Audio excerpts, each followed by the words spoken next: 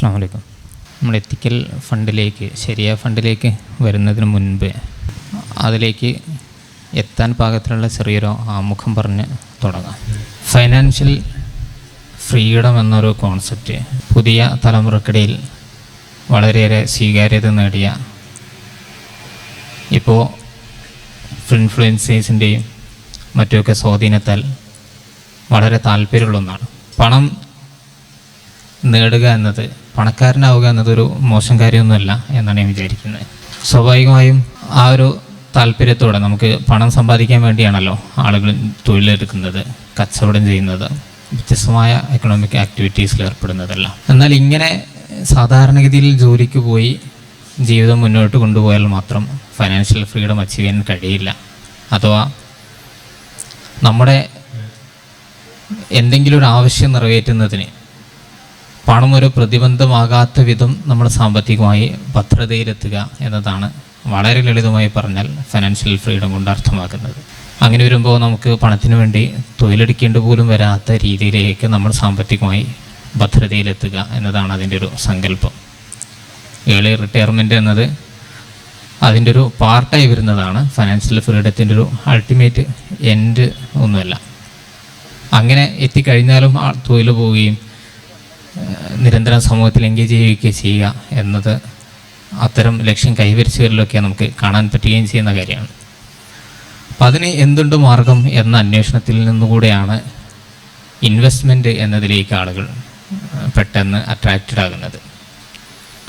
ഇൻവെസ്റ്റ്മെൻറ്റിലേക്ക് വരുന്നതിന് മുൻപ് തന്നെ പലതരം ഫൈനാൻഷ്യൽ മാനേജ്മെൻറ്റ് അതിൻ്റെ ഭാഗമായി പലരും എടുക്കുന്നുണ്ടാവും.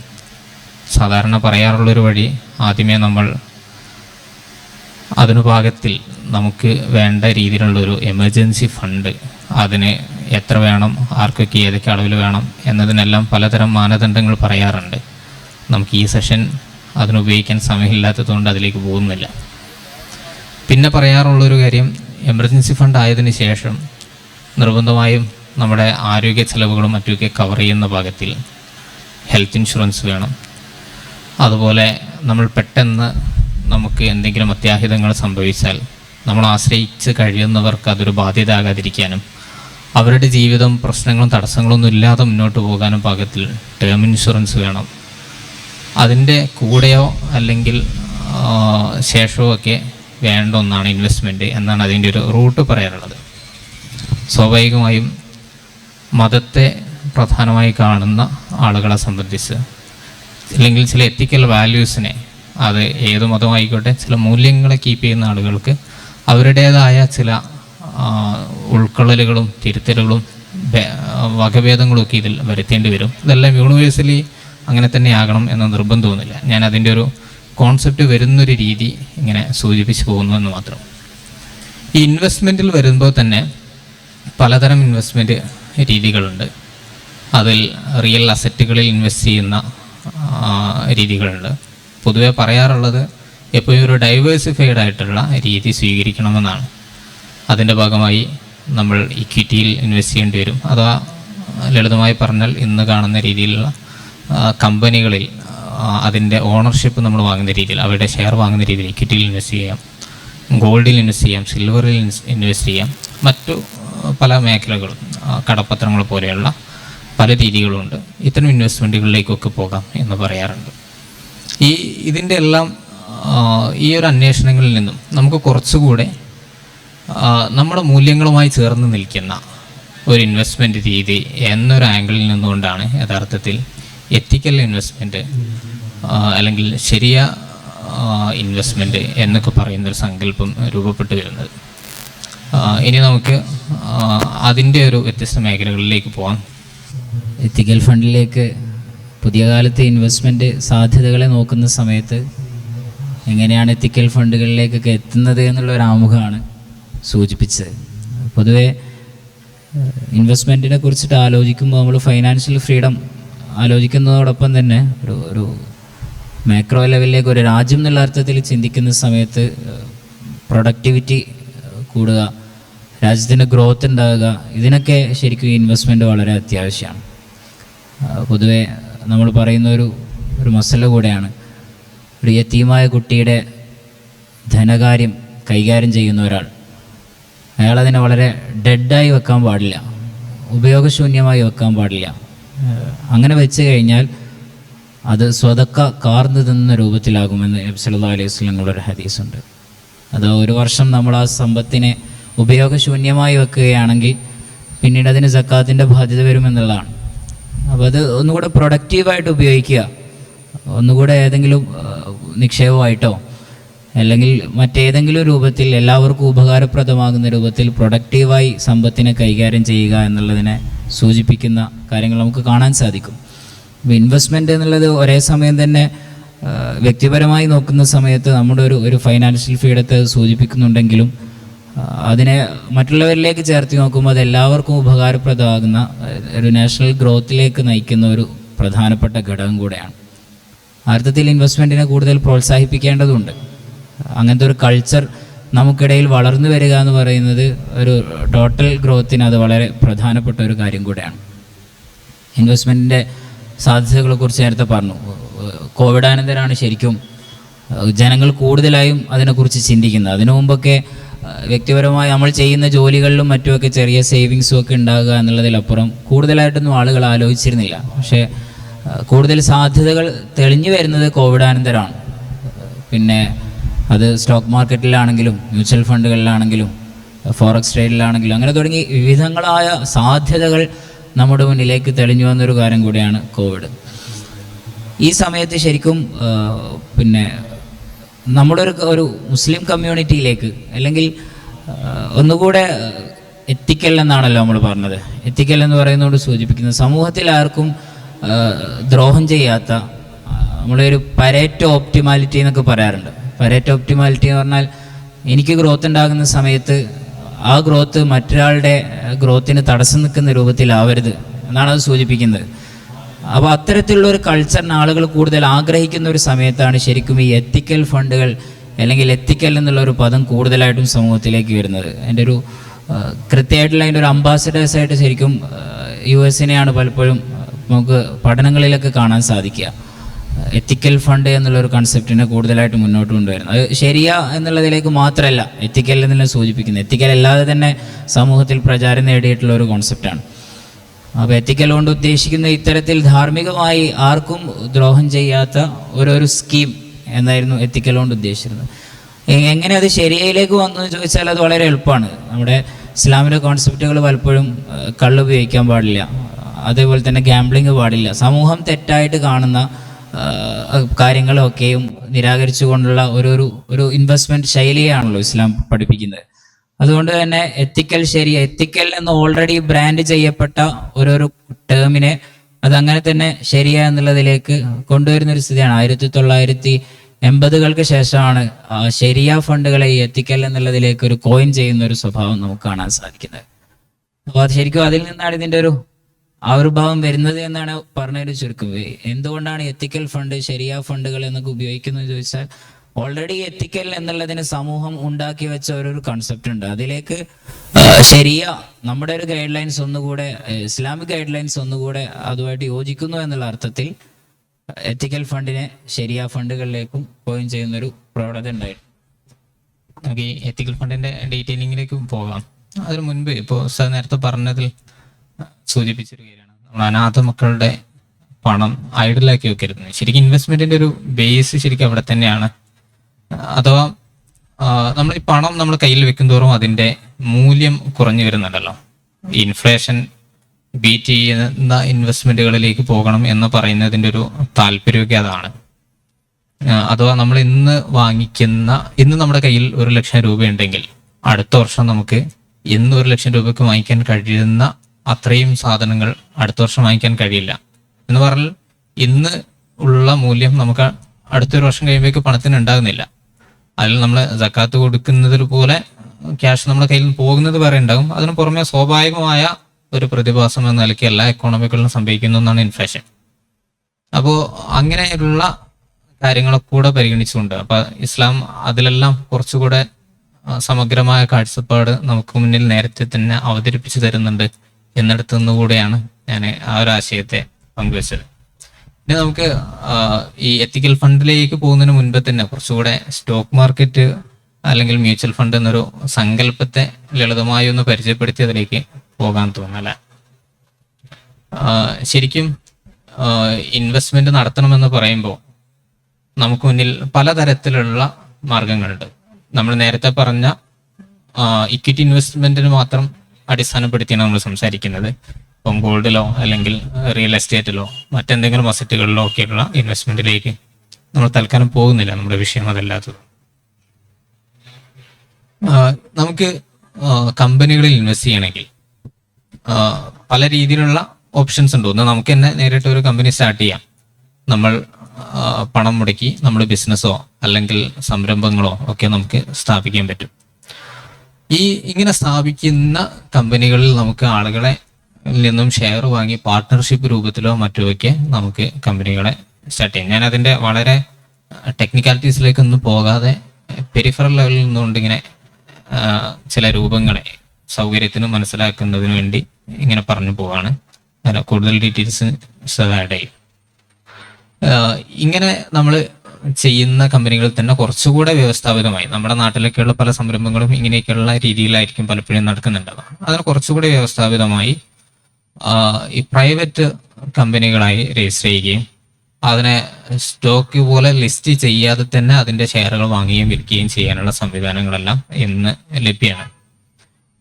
കുറച്ചുകൂടെ സുതാര്യമായ, നമുക്ക് പബ്ലിക്കിനെ കൂടെ പാർട്ടിസിപ്പേറ്റ് ചെയ്യാൻ പറ്റുന്ന ഒരു സംവിധാനമാണ് യഥാർത്ഥത്തിൽ ഈ പബ്ലിക്ലി ലിസ്റ്റ് ചെയ്യുക എന്ന് പറയുന്നത്.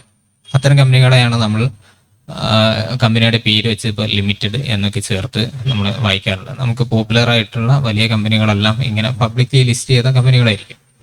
ഇങ്ങനെ ചെയ്യുന്ന കമ്പനികളുടെ ഷെയറുകൾ നമുക്ക് സ്റ്റോക്ക് എക്സ്ചേഞ്ച് വഴി സ്റ്റോക്ക് മാർക്കറ്റിൽ നിന്ന് വാങ്ങിക്കാൻ കഴിയും.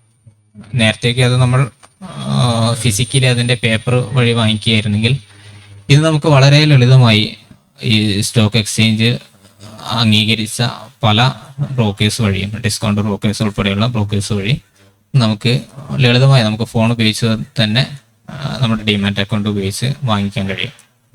അപ്പോൾ ഉദാഹരണത്തിന് നമുക്ക് റിലയൻസ് ഇൻഡസ്ട്രീസോ അല്ലെങ്കിൽ ITCയോ ടാറ്റ മോട്ടോഴ്സോ അല്ലെങ്കിൽ അംബുജ സിമെന്റ്സോ പോലെയുള്ള ഇങ്ങനെ ലിസ്റ്റ് ചെയ്യപ്പോൾ ഇന്ത്യൻ ഓയിൽ കോർപ്പറേഷൻ മുതൽ പൊതുമേഖലാ സ്ഥാപനങ്ങളും അല്ലാതെയുള്ള സ്ഥാപനങ്ങളൊക്കെ അവരുടെ സ്റ്റോക്കുകൾ അവർ സ്റ്റോക്ക് മാർക്കറ്റിൽ ലിസ്റ്റ് ചെയ്തിട്ടുണ്ടാവും.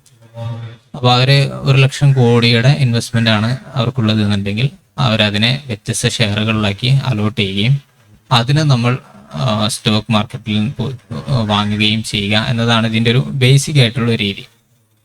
അപ്പോൾ ഇതിൽ നിന്ന് നമുക്ക് പണം ലഭിക്കുന്ന രീതി സ്വാഭാവികമായിട്ടും കമ്പനിയുടെ ഉടമസ്ഥത നമ്മുടെ കയ്യിലാകുമ്പോൾ കമ്പനി വളർച്ച സംഭവിക്കുമ്പോൾ അതിൻ്റെ ലാഭവീതം ഒക്കെ അതിൻ്റെ മൂല്യത്തോടു കൂടെ ചേർക്കപ്പെടുകയും കമ്പനിയുടെ മൂല്യം വർദ്ധിക്കുന്നതിനനുസരിച്ച് നമ്മുടെ ഷെയറിന്റെ മൂല്യം വർദ്ധിക്കുകയും ചെയ്യുന്നു. അത് നമ്മൾ വിൽക്കുമ്പോൾ നമുക്ക് അതിന്റെ മൂല്യം ലഭിക്കുകയും ചെയ്യുന്നു എന്നതാണ് അതിൻ്റെ ഒരു പൊതുവായ രീതി. സ്വാഭാവികമായും കമ്പനി നഷ്ടത്തിലാവുകയോ അതിന്റെ മൂല്യം കുറയുകയൊക്കെ ചെയ്യുമ്പോൾ അതിന്റെ ബാധ്യതയും നമ്മളിലേക്ക് വരും എന്നതാണ് സംഭവിക്കുക.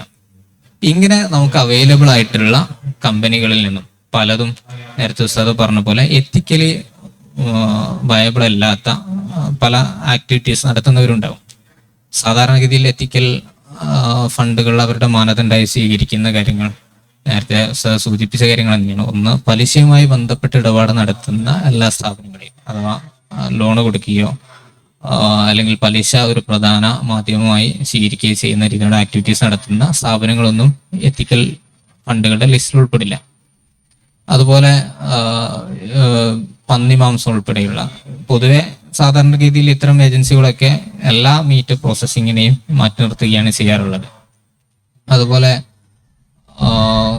പലിശ ഒരു നിശ്ചിത ശതമാനത്തിൽ, അതെനിക്കൊരു ഡീറ്റെയിലിലേക്ക് അത് വരുന്ന വിചാരിക്കുന്നു.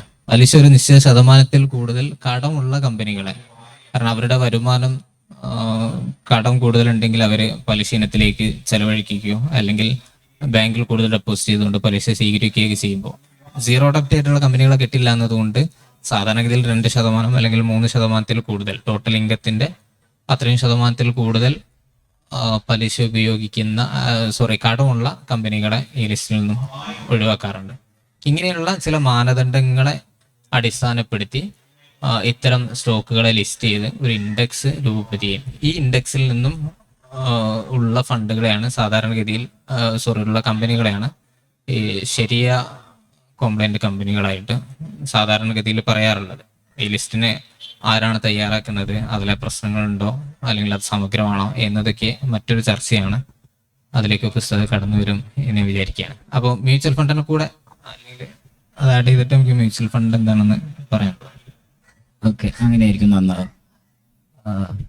നമ്മൾ പറഞ്ഞു വന്നിരുന്ന ഒരു കാര്യം, ഒരു സ്റ്റോക്കിനെ അതൊരു ശരിയാ ബേസ്ഡ് സ്റ്റോക്കാണോ ശരിയാ സ്റ്റോക്കാണോ എന്ന് അനലൈസ് ചെയ്യാൻ വേണ്ടി വ്യത്യസ്തങ്ങളായിട്ടുള്ള പാരാമീറ്റേഴ്സ് പിന്നെ വ്യത്യസ്ത നാടുകളിൽ ഉണ്ടായിട്ടുണ്ട്, വ്യത്യസ്ത സമയങ്ങളിൽ ഉണ്ടായിട്ടുണ്ട്. പിന്നെ ഓരോരോ സ്റ്റോക്ക് നമ്മുടെ കയ്യിൽ കിട്ടിക്കഴിഞ്ഞാൽ ഇത് ശരിയാ സ്റ്റോക്കാണോ, അതായത് ശരിയാ കോംപ്ലയൻ്റ് ആയിട്ടുള്ള ഒരു സ്റ്റോക്കാണോ എന്ന് നോക്കാൻ വേണ്ടി വ്യത്യസ്തങ്ങളായിട്ടുള്ള പാരാമീറ്റേഴ്സ് ഉണ്ട്. പക്ഷെ അവരുടെയൊക്കെ ഒരു സ്ട്രാറ്റജി ഏകദേശം സെയിം ആണ്. അതിൻ്റെ ഒരു ക്വാണ്ടിറ്റിയിലും മറ്റുമൊക്കെ വ്യത്യാസം ഉണ്ടാകുമെങ്കിൽ പോലും ഏകദേശമുള്ള ഒരു സ്ട്രാറ്റജി സെയിം ആണ്. വേണമെങ്കിൽ നമുക്കൊരു മൂന്നായിട്ട് വേണമെങ്കിൽ അതിനെ തരംതിരിക്കാൻ തോന്നുന്നു. ഒന്നൊന്നുകൂടെ ഒരു ക്വാളിറ്റേറ്റീവ് ആയിട്ടുള്ള ഒരു അസസ്മെൻ്റ് ആണ്. അതാണ് നേരത്തെ പറഞ്ഞതുപോലെ ഈ പിന്നെ ലഹരി വസ്തുക്കൾ വിൽക്കുന്ന കമ്പനികൾ, ടൊബാക്കോ, അതേപോലെ തന്നെ അത്തരം മെറ്റീരിയൽസ് ഗുഡ്സ് ആൻഡ് സർവീസിൽ ബേസ് ചെയ്തുകൊണ്ടുള്ള വിലക്കിയിട്ടുള്ള കാര്യങ്ങളൊക്കെ ഈ ക്വാളിറ്റേറ്റീവ് ആയിട്ടുള്ള അസസ്മെന്റിലൂടെ അവർ പിന്നെ അത് പൂർത്തിയാക്കും. അഥവാ ക്വാളിറ്റേറ്റീവ് അസസ്മെന്റിൽ അത്തരം സ്റ്റോക്കുകളെയൊക്കെ അവർ ഒഴിവാക്കും. ടൊബാക്കോ വിൽക്കുന്ന കമ്പനികളാണെങ്കിൽ അല്ലെങ്കിൽ മദ്യം ആൽക്കഹോൾ വിൽക്കുന്ന കമ്പനികളാണെങ്കിൽ അത് ക്വാളിറ്റേറ്റീവ് ആയിട്ടുള്ള അസസ്മെന്റിലൂടെ അത്തരം കമ്പനികളൊക്കെ ഒഴിവാക്കും. രണ്ടാമതായിട്ട് ശരിക്കും വരുന്നത് ഒരു ക്വാണ്ടിറ്റേറ്റീവ് ആയിട്ടുള്ള അസസ്മെന്റ് ആണ്. അതിന് തന്നെ ഒരു 3-4 പാർട്ടുകൾ നമുക്ക് പറയാൻ പറ്റും. നേരത്തെ പറഞ്ഞതുപോലെ കമ്പനിയുടെ ടോട്ടൽ റവന്യൂവിൽ ഇൻട്രസ്റ്റ് ബേസ്ഡ് ആയിട്ടുള്ള അല്ലെങ്കിൽ ശരിയാ ബേസ്ഡ് അല്ലാത്ത നോൺ കോംപ്ലയൻ്റ് ആയിട്ടുള്ള റവന്യൂ സോഴ്സുകൾ ഏതൊക്കെയുണ്ട്. അപ്പോൾ ഒരു കമ്പനിയുടെ ടോട്ടൽ വരുമാനം എടുത്തു നോക്കുന്ന സമയത്ത് ഇസ്ലാം വിലക്കിയിട്ടുള്ള വരുമാന സ്രോതസ്സുകൾ ഏതൊക്കെയുണ്ട്. അപ്പോൾ അതിനൊരു പാരാമീറ്റർ ഉണ്ട്. ഇപ്പോൾ 3% വരെ അങ്ങനെ ആകാം. ഫോർ എക്സാമ്പിൾ 3% വരെ നോൺ കോംപ്ലയൻ്റ് ആയിട്ടുള്ള റവന്യൂ സോഴ്സ് ആണെങ്കിൽ എന്തില്ല, കുഴപ്പമില്ല. ഇതൊരു പാരാമീറ്ററാണ്. അതിന് ഓരോ നാടുകളിൽ വ്യത്യാസം ഉണ്ടാവും. നമുക്ക് മ്യൂച്വൽ ഫണ്ട് പറയുന്ന സമയത്ത് ഒന്നുകൂടെ ഇന്ത്യയെ ബേസ് ചെയ്തുകൊണ്ടുള്ള ചർച്ചകളിലേക്ക് പോവാം. രണ്ടാമത്തെ ഒരു പാരാമീറ്റർ വരുന്നത് ഡെപ്റ്റ് ഇക്വിറ്റി റേഷ്യോ ആണ്. പിന്നെ കമ്പനിയുടെ ടോട്ടൽ ക്യാപിറ്റൽ എടുത്ത് നോക്കുന്ന സമയത്ത് ഡെപ്റ്റ് ബേസ്ഡ് ആയിട്ടുള്ള അല്ലെങ്കിൽ ഇൻട്രസ്റ്റ് ബേസ്ഡ് ആയിട്ടുള്ള ലോണുകൾ എത്രയുണ്ട് എന്നുള്ളത് അവർ നോക്കും. അത് 33% വരെ ആയാൽ കുഴപ്പമില്ല എന്നുള്ള പാരാമീറ്റേഴ്സ് കാണാൻ പറ്റും. അപ്പോൾ ഇത് രണ്ടാമത്തെ ഒരു പാർട്ടാണ്. ഈ അസസ് ചെയ്യാനുള്ള ഒന്നാമത്തെ പാർട്ട് ക്വാളിറ്റേറ്റീവ് അസസ്മെന്റ് ആണ്. അതിൽ ഈ ഗുഡ്സ് ആൻഡ് സർവീസിൽ ഇസ്ലാം വിലക്കിയിട്ടുള്ള കാര്യങ്ങളൊക്കെ അതിൽ നിന്ന് പോകും. രണ്ടാമത്തെ പാർട്ടിൽ വരുന്നതാണ് ഈ ക്വാണ്ടിറ്റേറ്റീവ് ആയിട്ടുള്ള അസസ്മെന്റ്. ക്വാണ്ടിറ്റേറ്റീവ് ആയിട്ടുള്ള അസസ്മെന്റിലാണ് നേരത്തെ പറഞ്ഞതുപോലെ ഈ ഫൈനാൻഷ്യൽ ആയിട്ടുള്ള ഇൻട്രസ്റ്റ് ബേസ്ഡ് ആയിട്ടുള്ള റവന്യൂ സോഴ്സ് ഉണ്ടോ, അതുപോലെ തന്നെ ക്യാപിറ്റൽ ജനറേറ്റ് ചെയ്യുന്ന സമയത്ത് ലോണിലൂടെയും മറ്റും ഇൻട്രസ്റ്റ് ബേസ്ഡ് ആയിട്ടുള്ള ലോണിലൂടെയും മറ്റും ക്യാപിറ്റൽ ജനറേറ്റ് ചെയ്യുന്നുണ്ടോ, അതുപോലെ തന്നെ കമ്പനിയുടെ ടോട്ടൽ ലിക്വിഡിറ്റി എടുത്ത് നോക്കുന്ന സമയത്ത് അവിടെ ഇൻട്രസ്റ്റ് ബേസ്ഡ് ആയിട്ടുള്ള കാര്യങ്ങളും മറ്റുമൊക്കെ ഉണ്ടോ തുടങ്ങിയ പാരാമീറ്റേഴ്സ് ആണ് ഈ രണ്ടാമത്തെ പാർട്ടിലേക്ക് വരിക. ഈ കാര്യങ്ങൾ നോക്കുന്ന സമയത്ത് ഇതാണ് ശരിക്കും ശരിയാ പാരാമീറ്റേഴ്സ് എന്ന രൂപത്തിൽ പറയുന്നത്. ഇതിൽ ഒന്നാമത്തെ ഭാഗം വളരെ ക്ലിയർ ആണ്. ക്വാളിറ്റേറ്റീവ് ആയിട്ടുള്ള അസസ്മെന്റ് എന്ന് പറഞ്ഞാൽ എല്ലാവരും പറയുന്ന ഒരു കാര്യം കൂടെയാണ്. ഇതിന് ഒരു മദ്ഹബുകൾക്കിടയിൽ പോലും അതിൽ വ്യത്യാസങ്ങളില്ല. ആൽക്കഹോൾ പാടില്ല, ആൽക്കഹോൾ വിൽക്കുന്ന ഒരു കമ്പനിയാണെങ്കിൽ ആ കമ്പനിയുടെ സ്റ്റോക്ക് എടുക്കാൻ പാടില്ല എന്നുള്ളത് വളരെ വ്യക്തമായിട്ടുള്ള ഒരു കാര്യമാണ്. ഇതിൻ്റെ ഒരു സെക്കൻഡ് പാർട്ടായിരിക്കും, അഥവാ ഒന്നുകൂടെ ഒരു ഡിബേറ്റബിൾ ആയിട്ടുള്ള ഒരു പാർട്ട് എന്ന് പറയുന്നത് ഈ പാരാമീറ്റേഴ്സ് ഒക്കെ. ഇപ്പോൾ 3% വരെ നോൺ കോംപ്ലയൻ്റ് ആയിട്ടുള്ള റവന്യൂ ആയാൽ കുഴപ്പമില്ല, അല്ലെങ്കിൽ 33% ഡെപ്റ്റ് ഇക്വിറ്റി റേഷ്യോയിൽ കുഴപ്പമില്ല. ആ ഒരു എമൗണ്ട് 33% എന്ന് എങ്ങനെയാണ് തീരുമാനിക്കുന്നത്, 3% എന്നുള്ളതിനെ തീരുമാനിക്കുന്ന മാനദണ്ഡം എന്താണ്? ഇതിലാണ് ശരിക്കും ഈ എത്തിക്കൽ എന്നുള്ളതിലുള്ള ഒരു വലിയൊരു ഡിബേറ്റ് കിടക്കുന്നത്. അത് ഓക്കെ ആണോ എന്നുള്ളൊരു ഡിബേറ്റ് മ്യൂച്വൽ ഫണ്ടോട് പറഞ്ഞിട്ട് അതിൻ്റെ വിശദാംശങ്ങളിലേക്ക് പോകാൻ തോന്നുന്നു. അതായത് ഈ എത്തിക്കൽ എന്ന് പറയുന്നത് തന്നെ എത്രമാത്രം ഇസ്ലാമിക്കാണ് എന്നത് വേറൊരു ചർച്ചയാണെന്നാണ് ഉസ്താദ് പറഞ്ഞു വരുന്നത്. അതായത് ഈ ക്വാണ്ടിറ്റേറ്റീവ് ആസ്പെക്റ്റുകൾ സ്വീകരിക്കുന്ന മാനദണ്ഡം അതിലേക്ക് കുറച്ചുകൂടെ അത് ഉസ്താദുമാർ ആധികാരികമായി പറയേണ്ട കാര്യങ്ങളായതുകൊണ്ട് അതിലേക്കൂടെ ചില ഹിൻസ് ഉസ്താദ് നൽകുമെന്ന് വിചാരിക്കുന്നു. നമ്മളിപ്പോൾ പറഞ്ഞു വന്നതിൻ്റെ ഒരു ബ്രീഫിങ് ചെയ്തിട്ട് നമുക്ക് മ്യൂച്വൽ ഫണ്ടിലേക്ക് പോകാമെന്ന് വിചാരിക്കുന്നു. നിങ്ങൾക്ക് അതിൻ്റെ ഒരു കണ്ടിന്യൂറ്റി മിസ്സായി പോകാതിരിക്കാൻ. നമ്മളാദ്യം ഫൈനാൻഷ്യൽ ഫ്രീഡം എന്നൊരു സങ്കല്പത്തെ കുറിച്ച് പറയും. ഇതിൽ നമ്മൾ ഈ പറഞ്ഞ ഓരോന്നും ഒരു ദിവസമൊക്കെ എടുത്ത് ഡീറ്റെയിൽ ആയി പറയാൻ പറ്റുന്ന വിശാലമായ ഓരോ കോൺസെപ്റ്റുകളാണ്. നമ്മളതിനിങ്ങനെ മെൻഷൻ ചെയ്ത് പോകുന്നതേ ഉള്ളൂ എന്നതുകൊണ്ട് എന്തെങ്കിലും ക്ലാരിറ്റി പ്രശ്നങ്ങളുണ്ടെങ്കിൽ നമുക്ക് ഇൻട്രാക്ഷൻ സമയത്ത് ക്ലിയർ ചെയ്ത് പോകാം, സമയം കൂടെ അനുവദിക്കുകയാണെങ്കിൽ. അതിൽ നിന്നും നമ്മൾ ഇൻവെസ്റ്റ്മെന്റ് എന്നൊരു സങ്കല്പത്തിലേക്ക് വരുന്ന രീതിയിൽ പറഞ്ഞു. അതിൽ തന്നെ ഇക്വിറ്റി ഇൻവെസ്റ്റ്മെന്റ് എന്നൊരു കോൺസെപ്റ്റ്, അതെങ്ങനെയാണോ മറ്റ് ഇൻവെസ്റ്റ്മെന്റുകളെ അപേക്ഷിച്ച് കൂടുതൽ പ്രസക്തമാകുന്നത് എന്നതിലേക്കൊന്നും നമ്മൾ പോയിട്ടില്ല, നമ്മുടെ വിഷയം അതല്ലാത്തതുകൊണ്ട്.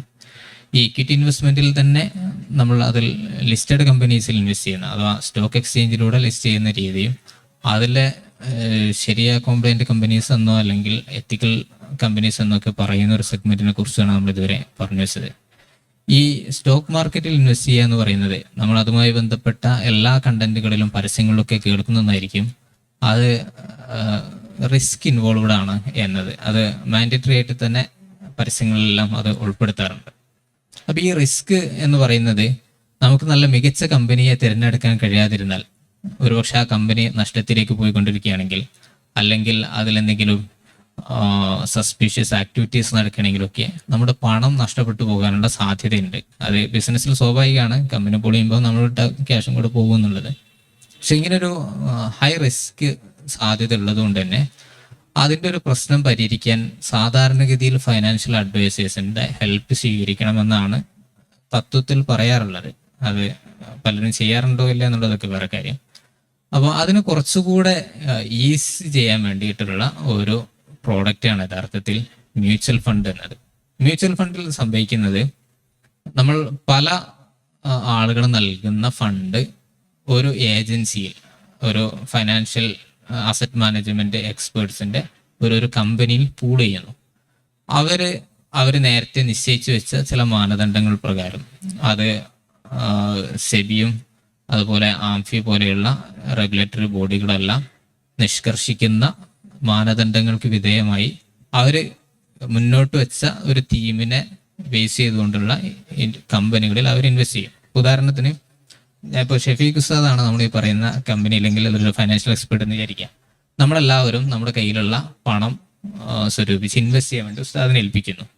ഉസ്താദ് ചില മാനദണ്ഡങ്ങൾക്കും നിബന്ധനകൾക്കൊക്കെ വിധേയമായി ആ പണം നമ്മൾ തന്ന മൊത്തം പണത്തെയും വിവിധ കമ്പനികളെ ഏറ്റവും കൂടുതൽ ലാഭം നൽകാൻ സാധ്യതയുണ്ടെന്ന് തോന്നുന്ന അവർ നേരത്തെ സെറ്റ് ചെയ്ത് വെച്ച ഒരു തീമിനെ ബേസ് ചെയ്തുകൊണ്ടുള്ള വ്യത്യസ്ത കമ്പനികളിൽ വ്യത്യസ്ത പ്രൊപ്പോർഷനിൽ ഇൻവെസ്റ്റ് ചെയ്യുകയും ചെയ്യുന്നു. അപ്പോൾ ആ കമ്പനികളുടെ ടോട്ടൽ വളർച്ച സംഭവിക്കുമ്പോൾ, അതിൻ്റെ മൂല്യം വർദ്ധിക്കുമ്പോൾ, നമ്മൾ കൊടുത്ത പണത്തിൻ്റെയും മൂല്യം സ്വാഭാവികമായിട്ടും വർദ്ധിക്കും. അതിനെ നമ്മൾ എത്ര പ്രൊപ്പോർഷനിലാണോ കൊടുത്തത് അതിനനുസരിച്ച് നമുക്ക് അതിൻ്റെ മൂല്യം ഡിവൈഡ് ചെയ്തുകൊണ്ട് അതിൻ്റെ റെക്കോർഡിൽ കാണിക്കുകയും നമുക്ക് വിഡ്രോ ചെയ്യുന്ന സമയത്ത് അത് ആനുപാതികമായിട്ട് നമുക്ക് ലഭിക്കുകയും ചെയ്യുക എന്ന ഒരു സൗകര്യമാണ് അതിലുള്ളത്. അപ്പോൾ നമുക്ക് തിരിച്ചെടുക്കുമ്പോൾ അതുപോലെ ആ ക്യാഷ് കമ്പനികളിൽ നിന്നും അത് ഷെയറുകൾ വിറ്റ് അത് നമുക്ക് കൈമാറുകയും ചെയ്യുക എന്നൊരു രീതിയാണ് അതിലുള്ളത്. അപ്പം ഇതിൻ്റെ ഒരു സൗകര്യം, നമുക്ക് ഈ സ്റ്റോക്കുകളെ കുറിച്ചോ കമ്പനികളെ കുറിച്ചോ ഒന്നും ധാരണയില്ലെങ്കിൽ പോലും അവിടെ ഇവരുടെ അടുത്ത് അതിന് പറ്റിയ നല്ലൊരു ക്വാളിറ്റി ആയിട്ടുള്ള, ക്വാളിഫൈഡ് ആയിട്ടുള്ള, അത്യാവശ്യം അതിനു വേണ്ട എല്ലാ സംവിധാനങ്ങളും മറ്റു ഓരോ കമ്പനികളെ കുറിച്ചും ആഴത്തിൽ പഠിക്കാനും മനസ്സിലാക്കാനും ഗവേഷണം നടത്താനൊക്കെ പറ്റുന്ന റിസർച്ച് ടീം ഉൾപ്പെടെയുള്ള സംവിധാനങ്ങൾ അവരുടെ അടുത്തുണ്ടാവും. അവരത് കൃത്യമായി മോണിറ്റർ ചെയ്ത് നമുക്ക് വേണ്ട ഏറ്റവും നല്ല റിസൾട്ട് ഉണ്ടാക്കുമെന്ന് അവർ കരുതുന്ന കമ്പനികളിൽ അവർ ഇൻവെസ്റ്റ് ചെയ്യുകയും ചെയ്യുന്നു എന്നതാണ് എൻ്റെ സൗകര്യം. അപ്പം നമുക്ക് നേരിട്ട് മാർക്കറ്റിൽ റിസ്ക് ഏറ്റെടുക്കാതെ ചില എക്സ്പേർട്സിന്റെ കയ്യിൽ ഏൽപ്പിക്കുന്നു. അതിന് അവരുടേതായ ചെറിയ രീതിയിലുള്ള സർവീസ് ചാർജുകൾ ഈടാക്കുകയും ചെയ്യും. ഇതാണ് മ്യൂച്വൽ ഫണ്ടുകളുടെ ഒരു പൊതുവായ രീതി. ഇങ്ങനെയുള്ള മ്യൂച്വൽ ഫണ്ടുകളിൽ എത്തിക്കൽ ഫണ്ടുകൾ ചെയ്യുന്നത്, നിലവിൽ ഇന്ത്യയിൽ അവൈലബിൾ ആയിട്ടുള്ളത് 3 എത്തിക്കൽ ഫണ്ടുകളാണ്. ടാറ്റ എത്തിക്കൽ ഫണ്ടും ടോറസ് എത്തിക്കൽ ഫണ്ടുമാണ്. ടാറ്റ എത്തിക്കൽ ഫണ്ട് വളരെ നേരത്തെ സ്റ്റാർട്ട് ചെയ്തു, പിന്നീട് ടോറസ് എത്തിക്കൽ ഫണ്ട് വന്നു. ഇപ്പോൾ ഒരു 6 മാസത്തിനുള്ളിൽ ക്വാണ്ടം എത്തിക്കൽ ഫണ്ട്, പുതിയൊരു AMC കൂടെ എത്തിക്കൽ ഫണ്ട് മ്യൂച്വൽ ഫണ്ടുകൾ ഇൻട്രൊഡ്യൂസ് ചെയ്തിട്ടുണ്ട്. അപ്പം ഇങ്ങനെയുള്ള 3 എത്തിക്കൽ ഫണ്ടുകളാണ് അവൈലബിൾ ആയിട്ട്. അതിന് പുറമെ നേരത്തെ പറഞ്ഞ രീതിയിലുള്ള സ്റ്റോക്ക് മാർക്കറ്റിൽ ഡയറക്റ്റ് ആയിട്ട് ഇൻവെസ്റ്റ് ചെയ്യുന്നത് പോലെയുള്ള സംവിധാനമാണ് ETF. അതിൽ നിഫ്റ്റിയുടെ ശരിയ ETF-ൽ നമുക്ക് ഡയറക്റ്റ് ആയിട്ട് ഇൻവെസ്റ്റ് ചെയ്യാനുള്ള ഓപ്ഷൻസ് ഉണ്ട്. അപ്പം ഇങ്ങനെയാണ് ഈ എത്തിക്കൽ ഫണ്ടുകളുടെ ഒരു സ്വഭാവ രീതിയൊക്കെ. ഇനി അതിന് ഡീറ്റെയിലിംഗിലേക്ക് സംസാരിക്കും. എത്തിക്കൽ ഫണ്ടിന്റെ ഒരു വിശാലമായിട്ടുള്ള സ്പേസിനെ കുറിച്ചാണ് ഇപ്പോൾ പറഞ്ഞത്. സ്റ്റോക്ക് മാർക്കറ്റിൽ എത്തിക്കൽ സ്റ്റോക്കുകൾ കാണാൻ പറ്റും. മ്യൂച്വൽ ഫണ്ടുകളിലേക്ക് വരുന്ന സമയത്ത് എത്തിക്കൽ ഫണ്ടുകൾ കാണാൻ പറ്റും. ഈവൻ സെൻസെക്സിൽ പോലും നിങ്ങൾക്ക് കാണാൻ പറ്റും. ഞാൻ നേരത്തെ പറഞ്ഞതിൻ്റെ തുടർച്ചയായിട്ട് തന്നെയാണ് പറയുന്നത്. ഇതിൻ്റെ എല്ലാം ഒരു കോമൺ മാനദണ്ഡം ഒന്നാണ്. അതിനെ കൃത്യമായിട്ട് മനസ്സിലാക്കുക എന്നുള്ളതാണ് ഇതിൽ വളരെ പ്രധാനം. അതിൽ ഒരു മ്യൂച്വൽ ഫണ്ടിന്റെ വിഷയത്തിലാണ് ആണെങ്കിൽ പോലും മ്യൂച്വൽ ഫണ്ട് വിഷയം പറഞ്ഞു, ഒരു ഏജൻസി റോളാണ് ശരിക്കും മ്യൂച്വൽ ഫണ്ട് ചെയ്യുന്നത്. ആളുകളുടെ കയ്യിൽ നിന്ന് ഇൻവെസ്റ്റ്മെന്റ് പൂൾ ചെയ്യുന്നു, അതിന് കൃത്യമായിട്ടുള്ള ഒരു പോർട്ട്ഫോളിയോയിൽ ഓരോന്നോരോന്നായിട്ട് അതിങ്ങനെ നിക്ഷേപിക്കുന്നു. ഇതാണല്ലോ ശരിക്കും അവർ ചെയ്യുന്നത്. നമ്മുടെ ഒരു ചർച്ച വരുന്നത് ഈ നിക്ഷേപിക്കുന്ന ഇടങ്ങൾ, ഈ സ്റ്റോക്കുകൾ അത് ശരിയാ അംഗീകരിച്ചിട്ടുള്ള സ്റ്റോക്കുകളാണോ? അപ്പോൾ ഈ എത്തിക്കൽ ഫണ്ടുകളിലും മറ്റും നമ്മൾ നിക്ഷേപിക്കുന്ന സമയത്ത് അവർ പറയുന്നു നമ്മൾ നിക്ഷേപിക്കുന്ന സ്റ്റോക്കുകൾ, നിക്ഷേപിക്കുന്ന പോർട്ട്ഫോളിയോകൾ അതൊക്കെ ശരിയായ മാനദണ്ഡങ്ങൾ അനുസരിച്ചിട്ടുള്ള സ്റ്റോക്കുകളായിരിക്കും. ഇവിടെ നമുക്ക് പരിശോധിക്കാനുള്ളത് ഇവരുടെ പാരാമീറ്റേഴ്സ് എന്തൊക്കെയാണുള്ളത്. നേരത്തെ പറഞ്ഞു ടാറ്റ എത്തിക്കൽ ഫണ്ട് ഇന്ത്യയിൽ ലീഡിംഗ് ആയിട്ടുള്ള ഒരു മ്യൂച്വൽ ഫണ്ടാണ്. അവരുടെ ഒരു അഡ്വൈസറി ബോർഡിൽ പ്രധാനമായിട്ടുള്ളത് ടാസിസ് ആണ്. അവർ ഈ ഇഷ്യൂ ബന്ധപ്പെട്ട് പുറത്തിറക്കിയ ഒരു റിസർച്ച് പേപ്പറിൽ തന്നെ അവരെങ്ങനെയാണ് ആ ഒരു പാരാമീറ്റേഴ്സിലേക്ക് എത്തിയത് എന്ന് പറയുന്നുണ്ട്. ഞാൻ അതിലേക്ക് പോകുന്നില്ല. അവസാനമായിട്ട് അവർ ഒരു കൺക്ലൂഷൻ അവരെത്തിയ പാരാമീറ്റേഴ്സിൽ പെട്ടതാണ്. ഞാൻ നേരത്തെ പറഞ്ഞു, ഒന്നാമത്തത് ഒരു ക്വാളിറ്റേറ്റീവ് ആയിട്ടുള്ള അസസ്മെന്റ്, അത് എല്ലാവരും അംഗീകരിക്കുന്നതാണെന്ന് ഞാൻ പറഞ്ഞു. രണ്ടാമത് ഈ ക്വാണ്ടിറ്റേറ്റീവ് ആയിട്ടുള്ള പാർട്ടിലേക്ക് പോകുന്ന സമയത്ത് അപ്പോൾ കമ്പനിയുടെ ടോട്ടൽ റവന്യൂയിൽ നിന്ന് 3% ഇപ്പോൾ ഇൻട്രസ്റ്റ് റവന്യൂ ഉണ്ടാവും. വലിയൊരു ഡെപ്പോസിറ്റ്, കമ്പനിയുടെ കയ്യിലുള്ള ക്യാഷ് ബാങ്കുകളിലും മറ്റും ഡെപ്പോസിറ്റ് ചെയ്തിട്ടുണ്ടെങ്കിൽ ആ ബാങ്കിൽ നിന്ന് നമുക്ക് ഏതായാലും ഇൻട്രസ്റ്റിലൂടെ റവന്യൂ ജനറേറ്റ് ചെയ്യും, റവന്യൂ നമുക്ക് കൂടുതലായിട്ട് ലഭിക്കും. ആ ലഭിക്കുന്നത് കമ്പനിയുടെ ടോട്ടൽ റവന്യൂയുടെ 3% വരെ ആണെങ്കിൽ അത് ശരിയാ കോംപ്ലയൻ്റ് ആണ് എന്നതാണ് ഫൈൻഡിങ്. അതിന് വ്യത്യസ്തങ്ങളായിട്ടുള്ള മുൻകാല മാതൃകകളിലുള്ള ഈ സമാനമായിട്ടുള്ള ശരിയായ ഇൻഡെക്സുകൾ അവർ ഉപയോഗിക്കുന്നുണ്ട്. അതിൽ നിന്ന് ഇന്ത്യയുടെ സ്പെഷ്യൽ കോണ്ടെക്സ്റ്റിനെ മുന്നിൽ വെച്ചുകൊണ്ടാണ് ടോട്ടൽ റവന്യൂയുടെ 3% വരെ ഇൻട്രസ്റ്റ് ബേസ്ഡ് ആയിട്ടുള്ള റവന്യൂ ആയാൽ കുഴപ്പമില്ല എന്നൊരു ഫൈൻഡിങ്ങിലേക്ക് എത്തുന്നത്. ഇതിനവർ മുന്നോട്ട് വെക്കുന്ന ഒരു മാനദണ്ഡം അതൊരു നെസസിറ്റി ആണ് എന്നുള്ളതാണ്. നെസസിറ്റി മീൻസ് ഈ കാലത്ത് അതൊരു ആവശ്യമാണ്. പിന്നെ അത്ര ഇൻട്രസ്റ്റ് ഒക്കെ റവന്യൂ ആയിട്ട് ഉണ്ടാകാൻ സാധ്യതയുണ്ട്. അതുകൊണ്ട് തന്നെ 3% വരെ റവന്യൂയിൽ നിന്ന് ഇൻട്രസ്റ്റ് ആണെങ്കിൽ അവിടെ കുഴപ്പമില്ല എന്നൊരു ഫൈൻഡിങ്ങിലേക്ക് എന്ത് ചെയ്യുന്നു, സ്വാഭാവികമായിട്ട് വരെത്തുന്നു. ഇതിൽ വലിയൊരു പ്രശ്നമുണ്ട്. ഒന്ന്, 4 മദ്ഹബുകളിലും എതിരില്ലാത്തൊരു അഭിപ്രായമാണ് ഇൻട്രസ്റ്റ് പാടില്ല എന്നുള്ളത്. ഖുർആനിൽ തന്നെ വളരെ വ്യക്തമായി ഹദീസുകളിലൂടെയും മറ്റുമൊക്കെ പലിശ പാടില്ല എന്നുള്ളത് വളരെ വ്യക്തമായിട്ട് വന്ന ഒരു ശരിയായ റൂളിംഗ് ആണ്. ഇതിൽ നമുക്കൊരു 3% വരെ പലിശയിലൂടെയുള്ള വരുമാനമായാൽ കുഴപ്പമില്ല എന്ന് പറയുന്ന സമയത്ത് ആ റൂളിങ്ങിനെ മറികടക്കുന്ന ഒരു സ്ഥിതിവിശേഷം അവിടെ ഉണ്ട്. ഇത് നെസസിറ്റി എന്നുള്ള ഒരു ക്രൈറ്റീരിയയിലൂടെയാണ് അവരതിന് മറികടക്കുന്നത്. നെസസിറ്റി ആണെങ്കിൽ നമുക്ക് ലറൂറത്ത് എന്ന് പറയാം. അപ്പോൾ ഈ കാലത്ത് 3% വരെ പലിശ റവന്യൂ ആകൽ ലറൂറത്താണ് എന്നൊരു മാനദണ്ഡം, അതൊരു കൺക്ലൂഷനിലേക്ക് അവരെത്തുന്നു.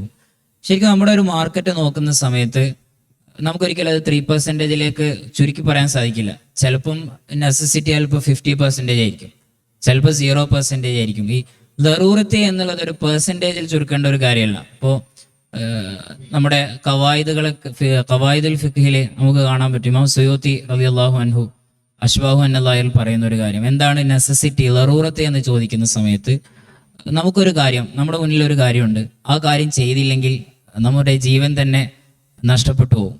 ഇങ്ങനത്തെ ഒരു സിറ്റുവേഷൻ എത്തുന്നതിനെ കുറിച്ചിട്ടാണ് ശരിക്കും നെസസിറ്റി എന്ന് പറയുന്നത്. അപ്പോൾ നമ്മുടെ ഇന്ത്യയിലെ മാർക്കറ്റിലെ കമ്പനികൾ എടുത്തു നോക്കുന്ന സമയത്ത് 3% വരെ ഇൻട്രസ്റ്റിലൂടെയുള്ള റവന്യൂ ആയാൽ കുഴപ്പമില്ല, അല്ലെങ്കിൽ ഈ 3% ഇൻട്രസ്റ്റിലൂടെ റവന്യൂ ആകണം എങ്കിലേ ആ കമ്പനിക്ക് നിലനിൽക്കാൻ തന്നെ സാധിക്കുകയുള്ളൂ, അല്ലെങ്കിൽ ആ കമ്പനിക്ക് വർക്ക് ചെയ്യാൻ തന്നെ സാധിക്കില്ല എന്നൊരു സ്ഥിതിവിശേഷം നിലവിൽ ഇന്ത്യയുടെ മാർക്കറ്റിലില്ല. അപ്പോൾ അത് നെസസിറ്റി എന്നുള്ള ഒരു പരിധിയിൽ ഒരിക്കലും അതിനെ ഉൾപ്പെടുത്താൻ സാധിക്കില്ല. അപ്പോൾ പിന്നെ ഈ 3% എന്നുള്ള ഒരു ക്രൈറ്റീരിയ എങ്ങനെയാണ് വരുന്നത്? ഇതാണ് നമ്മുടെ വിഷയത്തിന്റെ ടൈറ്റിലിൽ സൂചിപ്പിച്ചതുപോലെ ഫിഖ്ഹിൽ അപനിർമ്മാണം നടത്തുക, ഒരു ഡീകൺസ്ട്രക്ഷൻ നടത്തുക എന്നുള്ള ഒരു പൊതുവെ പുതിയ കാലത്ത് സ്വീകരിച്ചു വരുന്ന ഒരു പ്രവണതയെ ഈ എത്തിക്കൽ ഫണ്ട് എന്നുള്ളതിന് കോയിൻ ചെയ്യുന്നിടത്തും ഉപയോഗിച്ചതായിട്ട് നമുക്ക് കാണാൻ പറ്റും. 4 മദ്ഹബുകളിലും ഇല്ലാത്തൊരു കാര്യത്തെ കാലത്തിന്റെ ആവശ്യത്തിനനുസരിച്ചുകൊണ്ട് അത് ഈ കാലത്ത് അത് വളരെ അത്യാവശ്യമാണ് എന്ന സ്വന്തമായിട്ടുള്ള ഒരു ഇജ്തിഹാദിന്റെ ഒരു പെർസ്പെക്റ്റീവിൽ നിന്നുകൊണ്ട് 3% വരെ പലിശയിലൂടെയുള്ള വരുമാനമാകാം എന്നൊരു ഫൈൻഡിങ്ങിലേക്ക് നിലവിലത്തെ ഒരു സിറ്റുവേഷൻ വെച്ചുകൊണ്ട് പോകുന്നു. ഇതിലുണ്ടാകുന്ന ഒരു പ്രശ്നം നമ്മളെ സാധാരണ നമ്മളിങ്ങനെ പറയാറുണ്ട്, ഈ ഫാലസി ഓഫ് ഇക്വിവൊക്കേഷൻ എന്നൊക്കെ പറയും. അഥവാ ഒരേ ടേം തന്നെ 2 യൂസേജിലേക്കായിട്ട് ഉപയോഗിക്കുക. അപ്പോൾ ശരിയ എന്നുള്ളൊരു പദം നമുക്കറിയാം, അത് പിന്നെ വധുവിൻ ഇലാഹിയാണ് നമ്മൾ പറയാറുണ്ട്. അഥവാ അത് ദൈവികമായ പരികല്പനകളുള്ള ഒരു കാര്യമാണ് ശരിയ എന്നുള്ളത്. ഖുർആനിലൂടെയും ഹദീസിലൂടെയും ഉലമായിൻ്റെ കൃത്യമായിട്ടുള്ള ഇത്തിഹാദിലൂടെയും മറ്റുമൊക്കെ ക്ലിപ്തമാക്കിയിട്ടുള്ള ഒന്നാണ് ശരീഅത്ത് എന്ന് പറയുന്നത്. ആ ശരീഅത്തിനെ കൃത്യമാക്കിയ, വളരെ വ്യക്തമാക്കിയ 4 മദ്ഹബുകളിലൂടെയും നമുക്ക് വളരെ വ്യക്തമായി കിട്ടിയ ആ ശരീഅത്തിനെ കാലോചിതമായി അതിനെ ചില അഭിനിർമ്മാണങ്ങൾ നടത്താം. പുതുതായി ഒരു ശരീഅത്തിനെ കോയിൻ ചെയ്തു വെക്കുക. ഇത്തരത്തിൽ നമ്മളൊരു ഇസ്ലാമിൽ വളരെ പ്രാബല്യത്തിലുള്ള അല്ലെങ്കിൽ വളരെ കോമൺ ആയിട്ട് യൂസ് ചെയ്യുന്ന ചില ടേമുകൾ ഉപയോഗിച്ചുകൊണ്ട് അഭിനിർമ്മാണം നടത്തുന്ന ഒരു ശൈലി.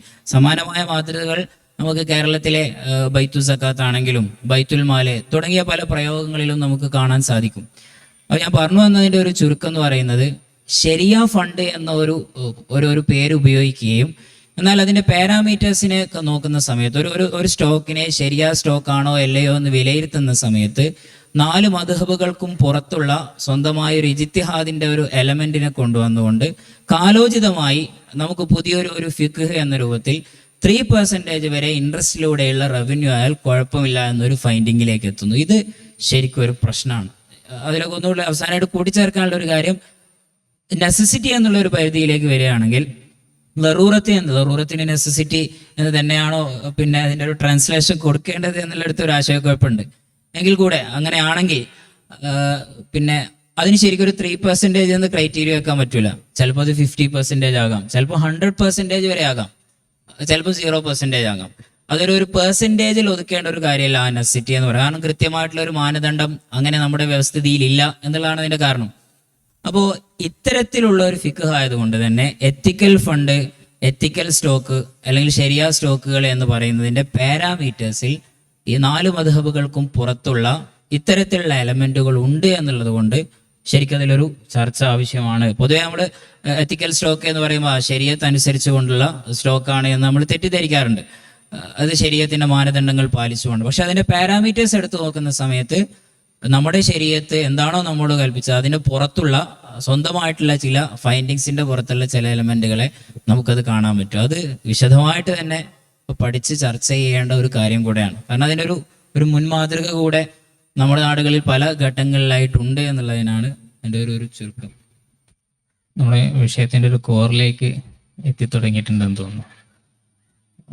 ശരിക്കും ഈ അഡ്വൈസറി ബോഡീസാണ് ഇവരേതൊക്കെ കമ്പനികളിൽ, ഇപ്പം നേരത്തെ ടാർസിസിനെ ഉദാഹരണം പറഞ്ഞു, ഇൻവെസ്റ്റ് ചെയ്യണം എന്നത് തീരുമാനിക്കുന്നത്. കുറച്ച് മുൻപ് ടാറ്റ എത്തിക്കൽ ഫണ്ടിൻ്റെ ഫണ്ട് മാനേജർ ഒരു അഭിമുഖത്തിൽ സംസാരിക്കുന്നത് കേട്ടിരുന്നു. അവരെങ്ങനെയാണ് ഫണ്ട്, അവരുടെ കമ്പനികളെ എങ്ങനെയാണ് സെലക്ട് ചെയ്യുന്നത്. നമുക്ക് ഇവർ സെലക്ട് ചെയ്ത കമ്പനികളെല്ലാം നമുക്ക് കൃത്യമായി അവരുടെ വെബ്സൈറ്റിൽ നോക്കിയാലോ അല്ലെങ്കിൽ ഡിസ്കൗണ്ട് ബ്രോക്കേഴ്സിന് ഉപയോഗിച്ച് നോക്കിയാലോ ഒക്കെ ഇവർ ഏതെല്ലാം കമ്പനിയിൽ എത്ര പ്രൊപ്പോർഷനിൽ ഇൻവെസ്റ്റ് ചെയ്തിട്ടുണ്ട്, അവരുടെ ടോട്ടൽ ഇൻവെസ്റ്റ് ചെയ്ത എമൗണ്ട് എത്രയാണ്, അവർ ലിക്വിഡായിട്ട് കയ്യിൽ കീപ്പ് ചെയ്തിരിക്കുന്ന ക്യാഷ് എത്രയാണ് എന്നതൊക്കെ നമുക്ക് അറിയാൻ കഴിയും. മുതൽ അദ്ദേഹം പറയുന്നത്, ഞങ്ങളുടെ ശരിയ അഡ്വൈസേഴ്സ്, നേരത്തെ പറഞ്ഞ ടാക്സസ് പോലെയുള്ള അവർ ഏത് ഏജൻസിയാണോ ഡിപ്പെൻഡ് ചെയ്യുന്നത് അവർ നൽകുന്ന ലിസ്റ്റിൽ നിന്നുമാണ് ഇവർ ഈ കമ്പനികളെ സെലക്ട് ചെയ്യുന്നത്. അപ്പോൾ അവർ ഏതെങ്കിലും ഒരു കമ്പനിയെ ഏതെങ്കിലും മാനദണ്ഡത്താൽ അതിൽ നിന്നും മാറ്റുകയാണെങ്കിൽ, ഇവരതിൽ ആൾറെഡി ഇൻവെസ്റ്റഡ് ആണെങ്കിൽ ആ കമ്പനിയിൽ നിന്നുള്ള ഇൻവെസ്റ്റ്മെന്റ് അവർ വിഡ്രോ ചെയ്യുകയും അവർക്ക് ഈ പറയുന്ന അഡ്വൈസറി ബോർഡ് അലോ ചെയ്ത മറ്റൊരു കമ്പനിയിലേക്ക് ഇൻവെസ്റ്റ്മെന്റിനെ ഷിഫ്റ്റ് ചെയ്യാൻ ശ്രമിക്കുകയും ചെയ്യും. ഇങ്ങനെ കമ്പനികളെ സെലക്ട് ചെയ്യുന്നത് ഇവർ പൂള് ചെയ്ത കമ്പനികളിൽ നിന്നും മാത്രം സെലക്ട് ചെയ്തുകൊണ്ടാണ്. അപ്പോൾ നമുക്ക് കുറച്ചുകൂടെ സ്പെസിഫിക് ആയിട്ട് ഞാൻ സംസാരിച്ചത് മനസ്സിലാക്കിയത്, ഇത്തരം ഇൻവെസ്റ്റ്മെന്റിനുള്ള സാധ്യതകൾ ഉണ്ടെങ്കിലും അതിന് സ്വീകരിക്കുന്ന മാനദണ്ഡത്തെ അടിസ്ഥാനപ്പെടുത്തിയാണ് നമുക്കത് എത്രമാത്രം അംഗീകരിക്കാൻ പറ്റില്ല എന്ന് വരുന്നത്. അപ്പോൾ അതിന് ഇത്തരം ഏജൻസികൾ മാനദണ്ഡമാക്കുന്നത് ഇതുപോലെയുള്ള അഡ്വൈസറി ബോഡീസിനെ ആകുമ്പോൾ അവർ സ്വീകരിക്കുന്ന മാനദണ്ഡങ്ങൾ നമുക്ക് ഉൾക്കൊള്ളുന്നതിൽ പ്രയാസമുള്ളതാണെങ്കിൽ അവിടെ ചില പ്രശ്നങ്ങൾ രൂപപ്പെടുന്നുണ്ട്. അപ്പൊ അങ്ങനെ വരുമ്പോൾ നമുക്ക് മറ്റെന്തെങ്കിലും സാധ്യതകളുണ്ടോ എന്നതിലേക്ക് കൂടെ ചർച്ച കൊണ്ടുപോകും. ഇതിൽ അനുബന്ധമായിട്ട് നേരത്തെ പറയാൻ വിട്ടുപോയ ഒരു കാര്യം കൂടെ, ഈ പേർജിങ് എന്ന് പറയുന്നുള്ള ഒരു പ്രയോഗം പുതിയ പിന്നെ പ്രത്യേകിച്ച് ഈ എത്തിക്കൽ ഫണ്ടുകളുടെ ആവിർഭാവത്തോടു കൂടെ നമുക്ക് ഈ സ്റ്റോക്ക് മാർക്കറ്റുകളിലും മറ്റുമൊക്കെ കാണാൻ പറ്റും. അഥവാ നമ്മുടെ കയ്യിലുള്ള മാലിന്യങ്ങളെ പുറന്തള്ളുക എന്ന് പറയുന്നത് പോലെ നമ്മുടെ കയ്യിൽ ഒരുപാട് ധനം വന്നു കഴിഞ്ഞാൽ അതിൽ നിന്ന് അന്യായമായിട്ടുള്ളത്, നമുക്ക് അർഹതപ്പെടാത്ത ധനത്തെ നമ്മൾ മറ്റൊരു വഴിയിലേക്ക് ഡീസെൻട്രലൈസ് ചെയ്യുന്നതിനാണ് ശരിക്കും പേർജിങ് എന്ന് പറയുന്നത്. ഇതെങ്ങനെയാണ് ഈ എത്തിക്കൽ ഫണ്ടുമായിട്ട് കണക്റ്റഡ് ആകുന്നതെന്ന് ചോദിച്ചാൽ, ഞാൻ നേരത്തെ പറഞ്ഞിരുന്നു 3% വരെ റവന്യൂയുടെ 3% വരെ ഇൻട്രസ്റ്റ് ആയാൽ കുഴപ്പമില്ല എന്നുള്ള ഒരു വിലയിരുത്തൽ ഇവരുടെ ഭാഗത്ത് നിന്നുണ്ട് എന്നുള്ളത്. അപ്പോൾ അങ്ങനെയാണെങ്കിൽ 3% റവന്യൂ ഇൻട്രസ്റ്റിലൂടെ വരും. അപ്പോൾ ഈ റവന്യൂ എന്ത് ചെയ്യും എന്നുള്ള ഒരു ക്വസ്റ്റ്യനിൽ നിന്നാണ് ഈ പേർജിങ് എന്നുള്ളതിനെ പറയുന്നത്. അഥവാ ആ പൈസയെ നമ്മൾ പൊതു ആവശ്യങ്ങൾക്ക് വേണ്ടി ചെലവഴിക്കുക എന്നുള്ളത്. ഇത് ശരിക്കും നമ്മുടെ ഫിഖ്ഹിലുള്ള ഒരു ചർച്ച തന്നെയാണ്. പക്ഷേ ഇതിൻ്റെ ആഖ്യാനങ്ങളിൽ വലിയ രൂപത്തിൽ അതിലൊരു ദുർവ്യാഖ്യാനം നടക്കുന്നത് നമുക്ക് കാണാൻ സാധിക്കും. അഥവാ ഇമാം നവവി റളിയല്ലാഹു അൻഹു ഗസാലി ഇമാമിനെ ഉദ്ധരിച്ചുകൊണ്ട് പറയുന്ന ഒരു ഭാഗം കാണാം. ഒരാളുടെ കയ്യിൽ ഹറാമായ ഒരു ധനം അകപ്പെട്ടാൽ, അഥവാ അനർഹമായ, അയാൾക്ക് അവകാശം ഇല്ലാത്ത ഒരു ധനം അയാളുടെ കയ്യിൽ അകപ്പെട്ട് കഴിഞ്ഞാൽ അയാൾ പിന്നെ എന്ത് ചെയ്യണം? ഇത് ഫിഖ്ഹിൽ ഓരോരോ ചോദ്യമാണ്. എൻ്റെ കയ്യിൽ അങ്ങനെ ഒരു ഹറാമായ ധനം അകപ്പെട്ട് കഴിഞ്ഞു, പിന്നെ എനിക്കുള്ള ഒരു പോസിബിലിറ്റി എന്താണ്? അവിടെ പറയുന്നു, അത് നിങ്ങൾ പൊതു ആവശ്യങ്ങൾക്ക് വേണ്ടി, മസാലിഹുൽ മുസ്ലിമീന് വേണ്ടി നിങ്ങൾ എന്ത് ചെയ്യണം? അതിനെ ഡൈവേർട്ട് ചെയ്യണം. ഇതാണ് ശരിക്കും ഫിഖ് മുന്നോട്ട് വെക്കുന്ന ഒരു ചർച്ച എന്ന് പറയുന്നത്. പക്ഷെ അതിൻ്റെ പുതിയ കാലത്തുള്ള അതിൻ്റെ ഒരു ആഖ്യാനം എങ്ങനെയാണെന്ന് ചോദിച്ചാൽ, ഇൻട്രസ്റ്റും മറ്റുമൊക്കെ നമുക്ക് എന്ത് ചെയ്യാം? വാങ്ങി നമ്മൾ എന്ത് ചെയ്താൽ മതിയാകും? ഈ അർത്ഥത്തിൽ അതിനെ പേർജ് ചെയ്താൽ മതിയാകും, അഥവാ പൊതു ആവശ്യങ്ങൾക്ക് വേണ്ടി കൊടുത്താൽ മതിയാകും. ഇവിടെ ശരിക്കും സംഭവിക്കുന്നത്, നിങ്ങൾ ആദ്യം വാങ്ങുന്നത് തെറ്റ് തന്നെയാണ്. ആ തെറ്റായ ഒരു കാര്യത്തെ നിങ്ങൾ ചെയ്യുകയും ആ തെറ്റായ കാര്യത്തിന് പിന്നെ സോൾവ് ചെയ്യുക എന്നുള്ളതല്ല, പിന്നീടുള്ള നമുക്കുള്ളൊരു ഓപ്ഷനാണ്. ആ പണം എന്ത് ചെയ്യണം എന്നുള്ളടത്തുള്ളൊരു ഓപ്ഷൻ മാത്രമാണ് അത് പൊതു ആവശ്യങ്ങൾക്ക് വേണ്ടി ചെലവഴിക്കുക എന്നുള്ളത്.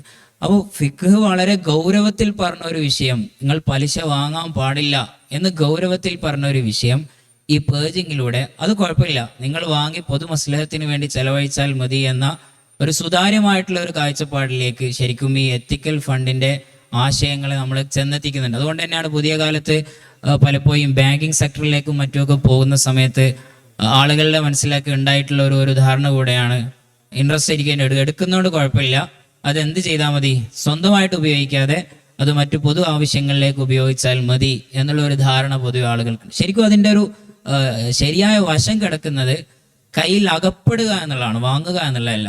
നമ്മുടെ കയ്യിൽ ഇപ്പോൾ ഒരാൾ അയാളുടെ പാസ്റ്റ് എന്ന് പറയുന്നത് പിന്നെ ഒട്ടും ഇസ്ലാമിക് ലൈഫിലൂടെ വേ ഓഫ് കോഡിലൂടെ അല്ലെങ്കിൽ അവിടെ പിന്നെ എന്ത് ചെയ്യും? പെട്ടെന്ന് അയാൾക്ക് നന്നാകണമെന്ന് തോന്നുകയാണെങ്കിൽ അയാളുടെ കയ്യിലുള്ള ഈ ധനം എങ്ങനെ ഡിസ്പോസ് ചെയ്യും? ഇവിടെയൊക്കെയാണ് ശരിക്കും ഈ ചർച്ച വരുന്നത്. അത് പൊതു ആവശ്യങ്ങളിലേക്കും മറ്റുമൊക്കെ ചെലവഴിച്ച് നിങ്ങളുടെ സമ്പത്തിനെ നിങ്ങൾ ശുദ്ധീകരിക്കണം എന്ന് പറയുന്നത്. അപ്പോൾ ഈ ഒരു പ്രോസസ്സിനെ ശരിക്കും വേറെ രൂപത്തിൽ ദുർവ്യാഖ്യാനം ചെയ്യുന്ന ഒരു പ്രശ്നം കൂടെ ശരിക്കും ഈ എത്തിക്കൽ ഫണ്ടിൻ്റെ ഇടങ്ങളിലുണ്ട് എന്നുള്ള ഒരു കാര്യം കൂടെ അതിലേക്ക് ഇങ്ങനെ കൂട്ടിച്ചേർക്കും. നേരത്തെ ചോദിച്ചതുപോലെ എന്താണ് ഇതിൻ്റെ ഒരു സാധ്യത? നമ്മളൊരു വിഷയത്തെക്കുറിച്ച് ഇങ്ങനെ പറയുന്ന സമയത്ത് ഇനിയിപ്പോൾ എന്താണ് നമ്മുടെ മുന്നിലുള്ള ഒരു സാധ്യത എന്നുള്ളത് വളരെ പ്രധാനപ്പെട്ട ഒരു ചോദ്യമാണ്. നമുക്കതിലൊരു സൊല്യൂഷനായിട്ട് പറയാൻ പറ്റുന്ന ഒരു കാര്യം, ഇതിലിപ്പോൾ പറഞ്ഞല്ലോ, മ്യൂച്വൽ ഫണ്ട് എന്നുള്ളത് ഒരു ഏജൻസിയാണ്. ആ ഏജൻസിക്ക് നിക്ഷേപിക്കാനുള്ള പോർട്ട്ഫോളിയോകൾ ഹലാലായിരിക്കണം. പൊതുവെ മ്യൂച്വൽ ഫണ്ടിന്റെ പോർട്ട്ഫോളിയോയിൽ വരുന്നത് ഇക്വിറ്റി സ്റ്റോക്കുകൾ വരാറുണ്ട്, ഡിബഞ്ചേഴ്സ് വരാറുണ്ട്, ഗവൺമെന്റ് സെക്യൂരിറ്റീസ് വരാറുണ്ട്. ഗവൺമെന്റ് സെക്യൂരിറ്റീസ് ആണെങ്കിലും ഡിബഞ്ചേഴ്സ് ആണെങ്കിലൊക്കെ അതൊക്കെ ഇൻട്രസ്റ്റ് ബേസ്ഡ് ആണ്, നമുക്ക് പറ്റില്ല എന്നുള്ളത് വളരെ വ്യക്തമാണ്. സാധ്യതയുള്ളത് ഇക്വിറ്റി സ്റ്റോക്കുകളിലാണ്. ഇക്വിറ്റി സ്റ്റോക്കുകളിലാണ് നമ്മൾ നേരത്തെ പറഞ്ഞ എത്തിക്കൽ ഫണ്ടിന്റെ പാരാമീറ്റേഴ്സിനെ കുറിച്ചൊക്കെ നമ്മൾ ചർച്ച ചെയ്തത്. അപ്പോൾ ഞാൻ നേരത്തെ പുതിയൊരു ഫണ്ട് സ്റ്റോക്ക് മാർക്കറ്റിലേക്ക് വരുന്നു. ആ കമ്പനിയുടെ ടോട്ടൽ ഗുഡ്സ് ആൻഡ് സർവീസ് എന്നൊക്കെ പറയുന്നത് ഇസ്ലാം അംഗീകരിച്ച അഥവാ ഈ പാരാമീറ്റേഴ്സ് ഒക്കെ അംഗീകരിച്ചിട്ടുള്ള ഗുഡ്സ് ആൻഡ് സർവീസ് ആണ്. രണ്ടാമത്, അവരുടെ റവന്യൂ സോഴ്സുകളിൽ ഇസ്ലാം വിലക്കിയിട്ടുള്ള റവന്യൂ സോഴ്സുകളൊന്നുമില്ല, ഇൻട്രസ്റ്റ് ബേസ്ഡ് ആയിട്ടുള്ള റവന്യൂകളൊന്നുമില്ല. മൂന്നാമത്, അവരവരുടെ ക്യാപിറ്റൽ റേസ് ചെയ്യാൻ വേണ്ടി ഉപയോഗിച്ച സോഴ്സുകളിൽ ഇൻട്രസ്റ്റ് ബേസ്ഡ് ആയിട്ടുള്ള ലോണുകൾ. ഇത് സാധ്യമാണ്. നമ്മുടെ രാജ്യത്ത് നിലവിലുള്ള ഒരു വ്യവസ്ഥിതിക്കുള്ളിൽ നിന്നുകൊണ്ട് ഈ കാര്യം സാധ്യമാണ്.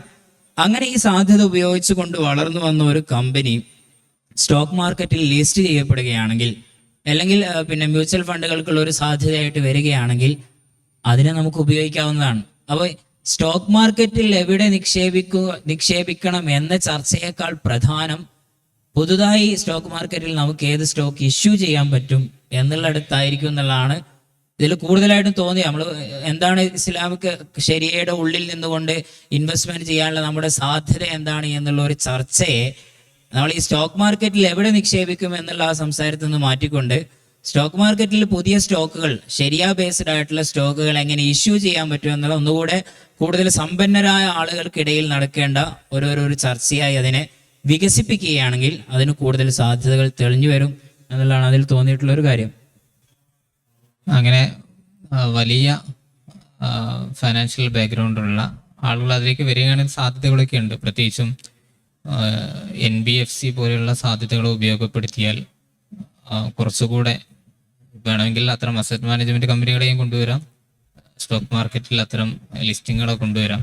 ശരിക്കും ഈ ഒരു കോൺസെപ്റ്റ് വരുന്നത് തന്നെ ഫൈനാൻഷ്യൽ ഇൻക്ലൂഷൻ എന്നൊരു ആശയത്തിൽ നിന്ന് കൂടെയാണല്ലോ. അഥവാ വലിയൊരു ശതമാനം ആളുകൾ ഇത്തരം ചില വാല്യൂ ബേസ്ഡ് ആയിട്ട് ഇൻവെസ്റ്റ്മെന്റിൽ നിന്ന് മാറി നിൽക്കുന്നു എന്നൊരു സങ്കല്പത്തിൽ നിന്നാണ് US ഇത്തരം ചർച്ചകളൊക്കെ തുടങ്ങുന്നതും.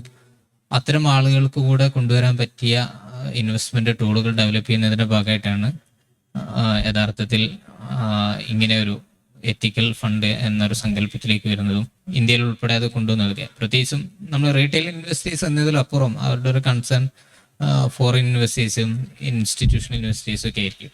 ഇത്തരം സ്റ്റോക്കുകളിലെ ഫണ്ട് പൂൾ ചെയ്യാൻ പാടുള്ളൂ, ഇൻവെസ്റ്റ് ചെയ്യാൻ പാടുള്ളൂ എന്നൊക്കെ കരുതുന്ന ഇത്തരം വലിയ ഇൻസ്റ്റിറ്റ്യൂഷൻസ് എല്ലാം സ്വാഭാവികമായിട്ടുണ്ടാവും. അവരുടെ ഫണ്ട് രാജ്യത്തിന്റെ വളർച്ചയ്ക്ക് ആവശ്യമാണ്, ഈ ഒരു മേഖലയുടെ വികാസത്തിന് ആവശ്യമാണ് എന്നതുകൊണ്ടുകൂടെ ആയിരിക്കും വന്നിട്ടുണ്ടാവുക. ശരിക്ക് ബാങ്കിങ് മേഖലയിലും അത്തരം ചർച്ചകൾ നമ്മുടെ വിഷയം അല്ലെങ്കിൽ പോലും അതിന് ക്ലോസ്ലി അലൈഡ് ആണല്ലോ.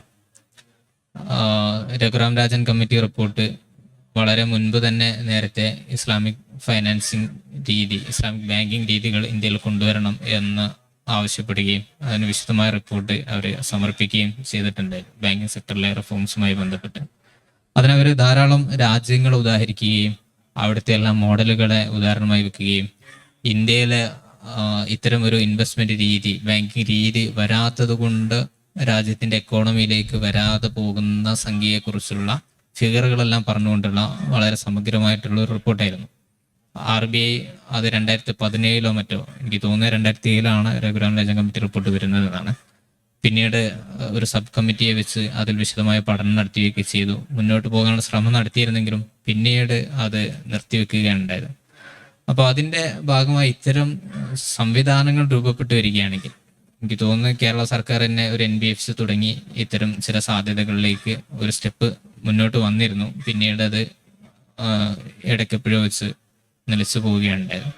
അപ്പം ഇത്തരം സാധ്യതകൾ നമ്മുടെ നിയമവ്യവസ്ഥയ്ക്കുള്ളിൽ തന്നെ ഉണ്ട്.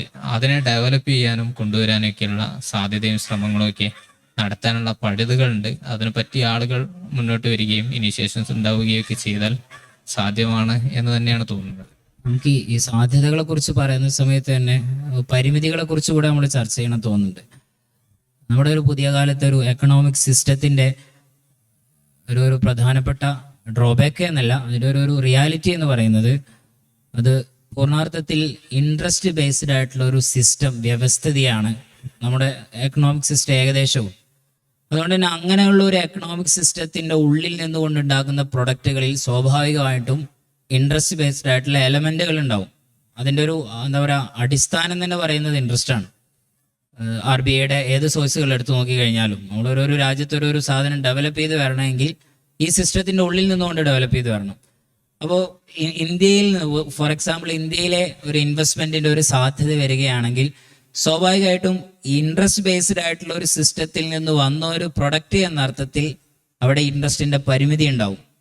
അപ്പൊ ഈ പരിമിതിയെ ഓവർകം ചെയ്യുക എന്ന് പറയുന്നത് വലിയൊരു ടാസ്ക് കൂടെയാണ്. ഓരോരു വ്യവസ്ഥാപിതമായിട്ടുള്ള ഒരു സിസ്റ്റത്തിന്റെ ഉള്ളിൽ നിന്നുകൊണ്ട് ആ സിസ്റ്റത്തിന്റെ അടിസ്ഥാന തത്വത്തിനെതിരെയുള്ള ഒരു പ്രൊഡക്റ്റിനെ ആ സിസ്റ്റത്തിന്റെ ഉള്ളിൽ നിന്ന് ഡെവലപ്പ് ചെയ്യുക എന്ന് പറയുന്നത് അത് വളരെ ശ്രമകരമായിട്ടുള്ള ഒരു ദൗത്യം കൂടെയാണ്.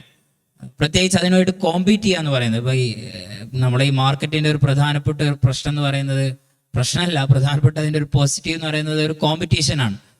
പ്രത്യേകിച്ച് ബിസിനസ് പെർസ്പെക്റ്റീവിൽ നോക്കുന്ന സമയത്ത് ഏത് പ്രൊഡക്റ്റ് ആണെങ്കിലും കോമ്പറ്റീഷനിലേക്ക് ഏതായാലും പോകേണ്ടി വരും. അപ്പോൾ ഇങ്ങനെയുള്ള ഒരു സിസ്റ്റത്തിലുള്ള ഒരുപാട് പ്രൊഡക്റ്റുമായിട്ടായിരിക്കും ഈ പരിമിതികൾക്കുള്ളിൽ നിന്ന് വന്ന ഈ പ്രൊഡക്റ്റ് കോമ്പീറ്റ് ചെയ്യേണ്ടി വരിക. അപ്പോൾ ഈ സാധ്യതകളെ കുറിച്ച് നമ്മൾ സംസാരിക്കുമ്പോഴും അതിനേക്കാൾ വലിയൊരു പരിമിതി നമ്മുടെ മുന്നിലുണ്ട്. ആ പരിമിതിയെ എങ്ങനെ ഓവർകം ചെയ്യാൻ പറ്റും എന്നുള്ള വലിയ ആലോചനകൾ ഇതിൻ്റെ പിന്നാമ്പുറങ്ങളിൽ ഉണ്ടാകേണ്ടി വരും. കൺക്ലൂഷനായിട്ട് നേരത്തെ നമ്മൾ എത്തിക്കൽ ഫണ്ടിനെ കുറിച്ചും പ്രധാനമായിട്ടും നമ്മൾ ചർച്ച ചെയ്തത് എത്തിക്കൽ ഫണ്ടിനെ കുറിച്ചും ശരിയാ സ്റ്റോക്കുകൾ ഇങ്ങനെയുള്ളതിനെ കുറിച്ചാണ്. അപ്പോൾ നിലവിൽ പിന്നെ ഇത്തരം ചർച്ചകളൊക്കെ മുന്നോട്ട് വരുന്നതിനുള്ള പ്രധാനപ്പെട്ട ഒരു കാര്യം ഈ സാധ്യതകൾ അന്വേഷിക്കുക എന്നുള്ളതാണ്. ഈ പരിമിതികൾക്കുള്ളിൽ നിന്നുകൊണ്ട് ഇസ്ലാമിക് ശരിയ റൂളിങ്സിന്റെ ഉള്ളിൽ നിന്നുകൊണ്ട് എങ്ങനെയാണ് ഒരു സാധ്യതയെ മുന്നോട്ട് വെക്കുക, ഇതിലാണല്ലോ ഈ എത്തിക്കൽ സ്റ്റോക്ക്, ശരിയ സ്റ്റോക്ക് എന്നുള്ള ചർച്ച വരുന്നത്. അപ്പൊ ഇങ്ങനെയുള്ള പരിമിതികൾക്കുള്ളിൽ നിന്നുകൊണ്ട് ഈ സാധ്യതയെ ചർച്ച ചെയ്യുന്ന സമയത്ത് നമ്മളെപ്പോഴും ഫിഖ്ഹിനെ കൃത്യമായിട്ട് ഫോളോ ചെയ്യുക എന്നുള്ളത് വളരെ പ്രധാനമാണ്. പൊതുവെ പുതിയ കാലത്ത് ഉണ്ടാകുന്ന ഒരു പ്രവണത എന്ന് പറയുന്നത്, നമുക്കുള്ളിൽ ഇങ്ങനെ പരിമിതികൾ ഉണ്ടാകുമ്പോൾ അതിൻ്റെ ഉള്ളിൽ നിന്നൊരു സാധ്യതയെ ഫ്രെയിം ചെയ്യുന്ന സമയത്ത് ഫിഖ്ഹിനെ ഒരു എന്താ പറയുക, ഫിഖ്ഹിൽ ഒരു അപനിർമ്മാണം നടത്തുക, ഡീകൺസ്ട്രക്ഷൻ നടത്തുക എന്നുള്ള ഒരു പ്രവണത വളരെ കൂടുതലാണ്. അത് ധനകാര്യ മേഖലയിൽ വളരെ വ്യാപകമാണ്. പുതിയ കാലത്ത് ഇസ്ലാമിക് ബാങ്കിങ് സിസ്റ്റങ്ങൾ എടുത്തു നോക്കിക്കഴിഞ്ഞാലും അതേപോലെ തന്നെ പിന്നെ ഇൻവെസ്റ്റ്മെന്റ് മോഡലുകൾ എടുത്തു നോക്കിക്കഴിഞ്ഞാലൊക്കെ ഈ അഡ്ജസ്റ്റ്മെന്റുകൾ നമുക്ക് കാണാൻ പറ്റും. പല വിഷയങ്ങളിലായി ഈ പരിമിതികളെ ഓവർകം ചെയ്യുന്നിടത്ത് പരാജയപ്പെട്ടു പോകുമ്പോൾ ശരിയെ അഡ്ജസ്റ്റ് ചെയ്യുന്ന ഒരു പ്രവണത. ഇപ്പൊ ഒരു ഉദാഹരണമായിട്ട് പിന്നെ രണ്ട് മൂന്ന് വർഷങ്ങൾക്ക് മുമ്പ് ജാമിയ മദീനത്തിനൂറിന്റെ കീഴിൽ തന്നെ ഒരു വലിയൊരു കോൺഫറൻസ് നടന്നിരുന്നു, വെബിനാർ. അതിൽ പ്രധാനമായിട്ട് ചർച്ച ചെയ്തിരുന്നത് ഈ സ്റ്റോക്ക് മാർക്കറ്റിലെ സാധ്യതകളെ കുറിച്ചാണ്. അപ്പൊ അന്ന് പങ്കെടുത്തിരുന്ന ഈ ഓസ്ട്രേലിയൻ സെന്റർ ഫോർ ഇസ്ലാമിക് ഫൈനാൻസിന്റെ ഫൗണ്ടർ കൂടിയായിട്ടുള്ള ഡോക്ടർ ആൽമീർ കൊലാൻ. അപ്പോൾ വളരെ ഘോരഘോരമായിട്ടുള്ള സ്റ്റോക്ക് മാർക്കറ്റിന്റെ സാധ്യതയെക്കുറിച്ച് ഇങ്ങനെ ചർച്ച ചെയ്യുന്നതിന്റെ അവസാനം അദ്ദേഹം ഒരു കൺക്ലൂഷനായിട്ട് അദ്ദേഹം ചോദിക്കുന്ന ഒരു ചോദ്യമുണ്ട്. ഞാൻ ഓസ്ട്രേലിയയിലെ ഇസ്ലാമിക് സെന്റർ ഫോർ ഫൈനാൻസ് കൈകാര്യം ചെയ്യുന്ന ഒരാൾ കൂടെയാണ്. എന്തിനാണ് സ്റ്റോക്ക് മാർക്കറ്റ് ഇല്ലെങ്കിൽ എന്താണ് സംഭവിക്കുക എന്ന് അദ്ദേഹം ഒരു ചോദ്യം ചോദിക്കുന്നുണ്ട്. ഇവിടെ ഒരുപാട് മുസ്ലിംസ് ജീവിക്കുന്നുണ്ട്, അവരാരും സ്റ്റോക്ക് മാർക്കറ്റിൽ എൻഗേജ് ചെയ്യുന്നില്ല, അവരാരും വെൽത്തി അല്ലാത്തൊരു പ്രശ്നമൊന്നുമില്ല, അവർ വളരെ സുന്ദരമായിട്ട് ജീവിക്കുന്നുണ്ട്. പിന്നെ എന്തിനാണ് നിങ്ങൾ ഈ പരിമിതികൾക്കുള്ളിൽ നിന്നുകൊണ്ട്, ഭാഷ അങ്ങനെ അല്ലെങ്കിൽ കൂടി അതിൻ്റെ ഉള്ളിൽ നിന്നുകൊണ്ട് എന്തിനാണ് വെറുതെ അഡ്ജസ്റ്റ് ചെയ്തിട്ടുള്ള ഒരു സാധ്യത ഉണ്ടാക്കുന്നത്, അതെല്ലാതെയും മനുഷ്യർക്ക് ജീവിച്ചുകൂടെ എന്നൊരു ചോദ്യം ചോദിക്കുന്നുണ്ട്. ഈ ചോദ്യം വളരെ പ്രസക്തമാണ്. അതിൻ്റെ അർത്ഥം സാധ്യതകളെ കുറിച്ച് അന്വേഷിക്കേണ്ട എന്നല്ല, പരിമിതികൾക്കുള്ളിൽ നിന്ന് സാധ്യത അന്വേഷിക്കുന്ന സമയത്ത് ശരിയെ അഡ്ജസ്റ്റ് ചെയ്യുക എന്ന് പറയുന്ന ഒരു പ്രവണതയെ നമ്മൾ കൃത്യമായി അനലൈസ് ചെയ്യുകയും അതിനെ ക്രിട്ടിസൈസ് ചെയ്യാൻ കൂടുതൽ സമയം കണ്ടെത്തുകയും വേണ്ടി വരും. കാരണം എല്ലാത്തിൻ്റെയും അടിസ്ഥാനം ശരിയായതുകൊണ്ട് തന്നെ അതിലെ അപനിർമ്മാണങ്ങളെ, ഈ സാധ്യതകൾ അന്വേഷിച്ച് പോകുന്ന സമയത്ത് അതിനെ അപനിർമ്മാണങ്ങളെ അഡ്രസ്സ് ചെയ്യാതെ പോവുക എന്ന് പറയുന്നത് വളരെ അപകടകരമായിട്ടുള്ള ഒരു പ്രവണത. കേരളത്തിൽ ഇപ്പോൾ നേരത്തെ പറഞ്ഞതുപോലെ ടാറ്റാറ്റിക്കൽ ഫണ്ടൊക്കെ കൂടുതൽ വ്യാപനം നേടുന്ന ഒരു സമയം കൂടെയാണ്. അതൊരു ശരിയാ ഫണ്ടാണല്ലോ. അപ്പോൾ നേരത്തെ പറഞ്ഞതുപോലെ കൂടുതൽ ശ്രദ്ധ പോകേണ്ടത് ഇതിന്റെ പാരാമീറ്റേഴ്സ് എന്താണ് എന്നുള്ളതിലായിരിക്കും. നമുക്ക് മുന്നിൽ ഒരു സാധ്യത തെളിഞ്ഞു വന്നു, ഒരു മ്യൂച്വൽ ഫണ്ടിലേക്ക് ഇൻവെസ്റ്റ്മെന്റിന് ഒരു സാധ്യത തെളിഞ്ഞു വന്നാൽ ഓക്കെ, അതിന് അവരെവിടെയാണ് ഇൻവെസ്റ്റ് ചെയ്യുന്നത് എന്നുള്ളത് അന്വേഷിക്കുന്നതിനേക്കാളും ഇവരൊരു ഫണ്ടിനെ തിരഞ്ഞെടുക്കാൻ ഇവർ ഉപയോഗിച്ച പാരാമീറ്റേഴ്സ് എന്താണ്, ശരിയാണ് എന്ന് നിർണ്ണയിക്കാൻ അത് വളരെ വ്യക്തമായിട്ട് നമുക്ക് അവരുടെ സൈറ്റിൽ നിന്ന് നമുക്ക് മനസ്സിലാക്കാൻ പറ്റും. ഈ പാരാമീറ്റേഴ്സ് എന്താണ് എന്നുള്ള ഒരു അന്വേഷണം ആദ്യമായിട്ട് തന്നെ നമ്മുടെ ഭാഗത്ത് നിന്ന് ഉണ്ടാകേണ്ട ഒരു കാര്യം കൂടെയാണ് എന്നഥവാ നമ്മൾ സാധ്യതകളെ കുറിച്ച് അന്വേഷിക്കുമ്പോഴും, സാധ്യതയെ വളരെ പ്രാധാന്യത്തോടുകൂടി നമ്മൾ അന്വേഷിക്കുമ്പോഴും പരിമിതികൾക്കുള്ളിൽ നിന്നുകൊണ്ട് അന്വേഷിക്കുന്നത് കൊണ്ട് തന്നെ അഡ്ജസ്റ്റ്മെന്റ് മെക്കാനിസത്തിലേക്ക് ഒരിക്കലും എന്ത് ചെയ്യാൻ പാടില്ല, പോകാൻ പാടില്ല എന്നൊരു സന്ദേശം ഇതിന്റെ ഭാഗമായിട്ട് മുന്നോട്ട് വെക്കാൻ തോന്നുന്നു. ആ ഒരു കൺക്ലൂഷനാണ് ഇതുമായിട്ട് പറയാനുള്ളത്. അത് കൺക്ലൂഡ് ചെയ്തിട്ടുണ്ടെങ്കിലും ചെറിയൊരു കാര്യം കൂടെ ആഡ് ചെയ്യാം. നമ്മുടെ ചർച്ചയുടെ സമയം ഏറെക്കുറെ അവസാനിച്ചു. ഇന്ററാക്ഷൻ നമുക്ക് കുറച്ച് സമയം ഉപയോഗപ്പെടുത്താമെന്ന് കൂടെ തോന്നുന്നുണ്ട്. നമ്മുടെ ഈ ചർച്ചകളെന്നും നിങ്ങളാരും ഒരു തീർപ്പായി എടുക്കാതിരിക്കുകയും ചില ആശയങ്ങളെ പങ്കുവെക്കലായി കാണുകയും ചെയ്യും എന്ന് പ്രതീക്ഷിച്ചുകൊണ്ട് ഒരു കാര്യം കൂടെ, ശരിക്കും എത്തിക്കൽ ഫണ്ടുകൾ എന്ന ഒരു സെഗ്മെന്റ് ഉള്ളതുപോലെ തന്നെ സെക്ടോറിയൽ ഫണ്ടുകൾ, തീമാറ്റിക് ഫണ്ടുകൾ കൂടെ മ്യൂച്വൽ ഫണ്ട് നമുക്ക് കാണാൻ പറ്റും. അപ്പൊ അതില് അത്തരം ചില സാധ്യതകളെ തേടുന്ന ആളുകൾ കൂടെ ഉണ്ട്. ഇപ്പോൾ ഉദാഹരണത്തിന് ഫാർമസ്യൂട്ടിക്കൽ കമ്പനീസിനെ, മരുന്നുകൾ ഉൽപ്പാദിപ്പിക്കുകയും വിൽപ്പന നടത്തുകയും അതിൽ ഗവേഷണം നടത്തുകയും ചെയ്യുന്ന കമ്പനികൾ മാത്രം ലിസ്റ്റ് ചെയ്യുന്ന, അതിൽ മാത്രം ഇൻവെസ്റ്റ് ചെയ്യുന്ന മ്യൂച്വൽ ഫണ്ടുകളും അത്തരം ഇൻഡെക്സ് ഫണ്ടുകളും കാണാൻ പറ്റും. അതുപോലെ ഇൻഫ്രാസ്ട്രക്ചർ പോലെയുള്ള തീമുകളിൽ ഇങ്ങനെ പലതരത്തിലുള്ള ബാങ്ക് പോലെയുള്ള തീമുകളും ഉണ്ട്. ഇങ്ങനെ വ്യത്യസ്തമായ തീമുകൾ അവൈലബിൾ ആണ്. അതിന് ഈ പറഞ്ഞ പ്രശ്നങ്ങൾ ഉണ്ടാകും. നമുക്ക് എത്തിക്കൽ പ്രാക്ടീസസ് കീപ്പ് ചെയ്യാത്ത കമ്പനികൾ വരുന്നതുണ്ടാവും, ഇല്ലാത്തതുണ്ടാവും.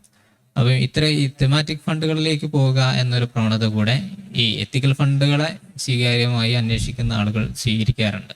അപ്പൊ അത്തരം ചില സാധ്യതകളൊക്കെ കൂടെ നമ്മുടെ അന്വേഷണങ്ങളിലേക്ക് കൊണ്ടുവരാൻ പറ്റും തോന്നുന്നുണ്ട് അല്ലേ? ഇന്ന് ഇപ്പോൾ നമ്മൾ ഇതുവരെ ഡിസ്കസ് ചെയ്തു, ഒരു കൺക്ലൂഷനിൽ എത്തി. ഇതിന് അതിൻ്റെ പാരാമീറ്റേഴ്സ് നോക്കിയിട്ടാണ് എല്ലാം ചെയ്യേണ്ടത് എന്നുള്ളത്. അപ്പോൾ ഇന്ന് ഇങ്ങനെ പാരാമീറ്റേഴ്സൊക്കെ ഒത്തിട്ടുള്ള നമുക്ക് അനുയോജ്യമായ ഇതുപോലുള്ള നമുക്ക് ഇൻവെസ്റ്റ് ചെയ്യാൻ പറ്റിയ മേഖലകൾ ലഭ്യമാണോ, അവൈലബിൾ ആണോ? ചോദ്യം വളരെ പ്രസക്തമാണ്. അവൈലബിൾ ആണോ? നിലവിലുള്ള നമ്മുടെ ഒറ്റനോട്ടത്തിലുള്ള അന്വേഷണത്തിൽ നമ്മളതൊന്നും കണ്ടിട്ടില്ല. എന്നാൽ അതൊരു തീർപ്പായിട്ട് ഒരിക്കലും പറയില്ല. കാരണം സ്റ്റോക്ക് മാർക്കറ്റിൽ ലിസ്റ്റ് ചെയ്ത കമ്പനികൾ വളരെ കൂടുതലാണ്. അതിൽ ഓരോന്നിൻ്റെയും പിന്നെ ഫൈനാൻഷ്യൽ സ്റ്റാറ്റസ് എന്താണ് എന്നുള്ളത് നമുക്കറിയില്ല. അത് ഓരോന്നോരോന്നായിട്ട് അന്വേഷിക്കേണ്ട ഒരു കാര്യം കൂടെയാണ്. പൊതുവെ മാർക്കറ്റിൽ ലീഡിംഗ് ആയിട്ടുള്ള കമ്പനികളൊക്കെ, ഞാൻ പറഞ്ഞല്ലോ, ഇന്ത്യ ഒരു ഇൻട്രസ്റ്റ് ബേസ്ഡ് ആയിട്ടുള്ള ഒരു എക്കണോമിക് സിസ്റ്റം ആയതുകൊണ്ട് തന്നെ ഈ ലീഡിംഗ് ആയ സ്റ്റോക്കുകളിലൊക്കെ ഇൻട്രസ്റ്റ് ബേസ്ഡ് റവന്യൂ നിങ്ങൾക്ക് കാണാൻ പറ്റും. ഇപ്പോൾ ഈ ടാറ്റ എത്തിക്കൽ ഫണ്ടിൻ്റെ തന്നെ ലീഡിംഗ് ആയിട്ടുള്ള പല സ്റ്റോക്കുകൾ, ടാറ്റയുടെ കമ്പനി തന്നെ, ടാറ്റയുടെ തന്നെ ബേസ് ചെയ്തിട്ടുള്ള പ്രധാനപ്പെട്ട കുറച്ച് സ്റ്റോക്കുകൾ കാണാൻ പറ്റും. അതിൽ ഈ അടുത്ത് നോക്കിയ സമയത്ത് അതിൻ്റെ ഫൈനാൻഷ്യൽ സ്റ്റാറ്റസ് നോക്കിയ സമയത്ത് സ്റ്റേറ്റ്മെൻറ്റിൽ നമുക്ക് കാണാൻ പറ്റും ഏകദേശം 210 കോടിയോളം സംതിങ് ആണ് ഇൻട്രസ്റ്റ് ബേസ്ഡ് ആയിട്ടുള്ള റവന്യൂ വരുന്നത്. ടോട്ടൽ റവന്യൂ വളരെ വലുതായിരിക്കും. ഇൻട്രസ്റ്റ് ബേസ്ഡ് റവന്യൂ വരുന്നത് 200 crore മുകളിലാണ്. ഇത് വളരെ എത്തിക്കൽ എന്ന് നമ്മൾ വിചാരിക്കുന്ന ഒരു കമ്പനിയിലാണ് ഈ റവന്യൂ നമുക്ക് കാണാൻ സാധിക്കുന്നത്. അപ്പോൾ അങ്ങനെ നോക്കുന്ന സമയത്ത് സാധ്യതകൾ കുറവാണ്. പക്ഷെ ഒരു തീർപ്പ് പറയുക എന്നുള്ളത് പ്രയാസം. മാത്രമല്ല അതിൽ ഒന്നുകൂടെ ഉത്തരം പറയേണ്ടത് ഈ മാർക്കറ്റിൽ കൂടുതൽ ഇറങ്ങി നിൽക്കുന്ന ആളുകൾ കൂടെയാണ്. സാധ്യമാണ്, നിലവിലുണ്ടോ എന്ന് ചോദിച്ചാൽ അത് അന്വേഷിക്കണം. ഈ പാരാമീറ്റേഴ്സ് പറഞ്ഞെടുത്ത് തന്നെ അവിടെ മരണം അതില്ലാതെ ജീവിക്കാൻ പറ്റില്ല, അങ്ങനെ ഒരു ഇതാണ് ഇപ്പൊ പറഞ്ഞത്. ആ ലറൂറത്ത് പറഞ്ഞത്, ലറൂറത്ത് എന്താന്നുള്ളത് നമ്മൾ വളരെ ഷോർട്ടാക്കിയിട്ടാണ് പറയുന്നത്. മറ്റേത് 3% എന്നൊക്കെ പറഞ്ഞ് കുറച്ച് മേലെ ഒരു ഇത് വെച്ചെന്ന്, നമ്മളതിനെ ശതമാനം ഒന്നും പറയാതെ ജീവിക്കാൻ പറ്റൂല്ലേ, മരണമാണോ ജീവിതമാണോ എന്നുള്ളതാണ് നമ്മൾ ലറൂറത്ത് പറഞ്ഞത്. അങ്ങനെയാണെങ്കിൽ ഇപ്പൊ നമ്മളെ പള്ളികള് മദ്രസകളൊക്കെ നമ്മളെ ഈ 500 രൂപയായ ബാങ്കിലാണ് അതിൻ്റെ എല്ലാ ക്യാഷും ഫണ്ടൊക്കെ നമ്മൾ സാധാരണ ഇന്ന് സൗകര്യം അതാണ്, മറ്റൊക്കെ നഷ്ടപ്പെട്ടു പോവാം. ഏതായാലും മിക്കതും ബാങ്കുകളിലാണ് സമർപ്പിക്കുക.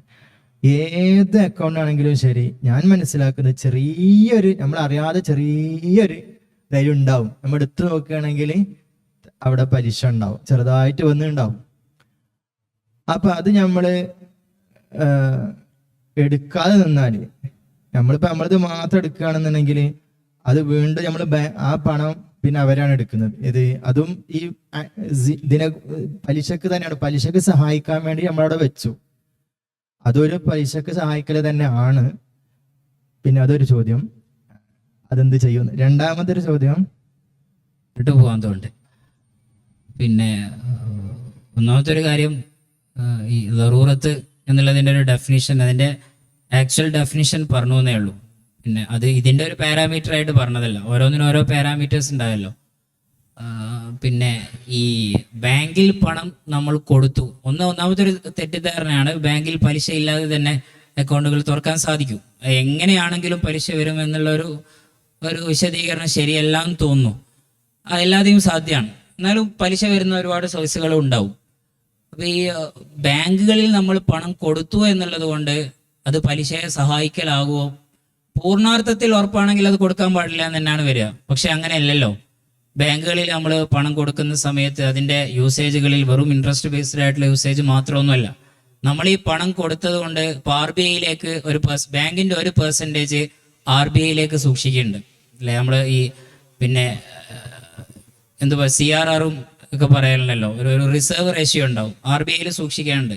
അതേപോലെ തന്നെ ബാങ്കുകളിൽ തന്നെ സൂക്ഷിക്കേണ്ട കുറച്ച് ഫണ്ടുകൾ, ആ ബാങ്കുകളിൽ തന്നെ സൂക്ഷിക്കേണ്ട ഫണ്ടുകളുണ്ട്. അപ്പോൾ നമ്മൾ ബാങ്കുകളിൽ പണം നിക്ഷേപിച്ചു എന്നുള്ളതിൻ്റെ അർത്ഥം ആ പണം പൂർണ്ണമായിട്ട് ഒരു ഇൻട്രസ്റ്റ് ബേസ്ഡ് ട്രാൻസാക്ഷൻ ഉപയോഗിച്ചു എന്നല്ല. അങ്ങനെ ഉപയോഗിച്ചു എന്ന് പറയുമ്പോഴേ ഫിഖിൽ അതൊരു പ്രശ്നമായിട്ട് വരുന്നുള്ളൂ. അപ്പോൾ ബാങ്കുകളിൽ പണം കൊടുത്തു എന്നുള്ളത് കൊണ്ട് അതൊരു തെറ്റായിട്ട് വരുന്നില്ല. അത് ഇൻട്രസ്റ്റിനെ ഉപയോഗിച്ചു എന്ന് ഉറപ്പ് വരുന്ന സമയത്തെ അതിൽ പ്രശ്നം വരുന്നുള്ളൂ. ഞാൻ പറഞ്ഞതിൻ്റെ ഒരു ചുരുക്കം എന്ന് പറയുന്നത്, പിന്നെ ബാങ്കുകളിൽ പണം കൊടുത്തു എന്നുള്ളത് കൊണ്ട് അവിടെ തെറ്റ് വരുന്നില്ല. നമ്മുടെ ട്രാൻസാക്ഷനിൽ ഇൻട്രസ്റ്റ് വരുന്നുണ്ടോ എന്നുള്ളതിനെ അടിസ്ഥാനമാക്കിയായിരിക്കും അതിൽ പ്രശ്നം വരിക.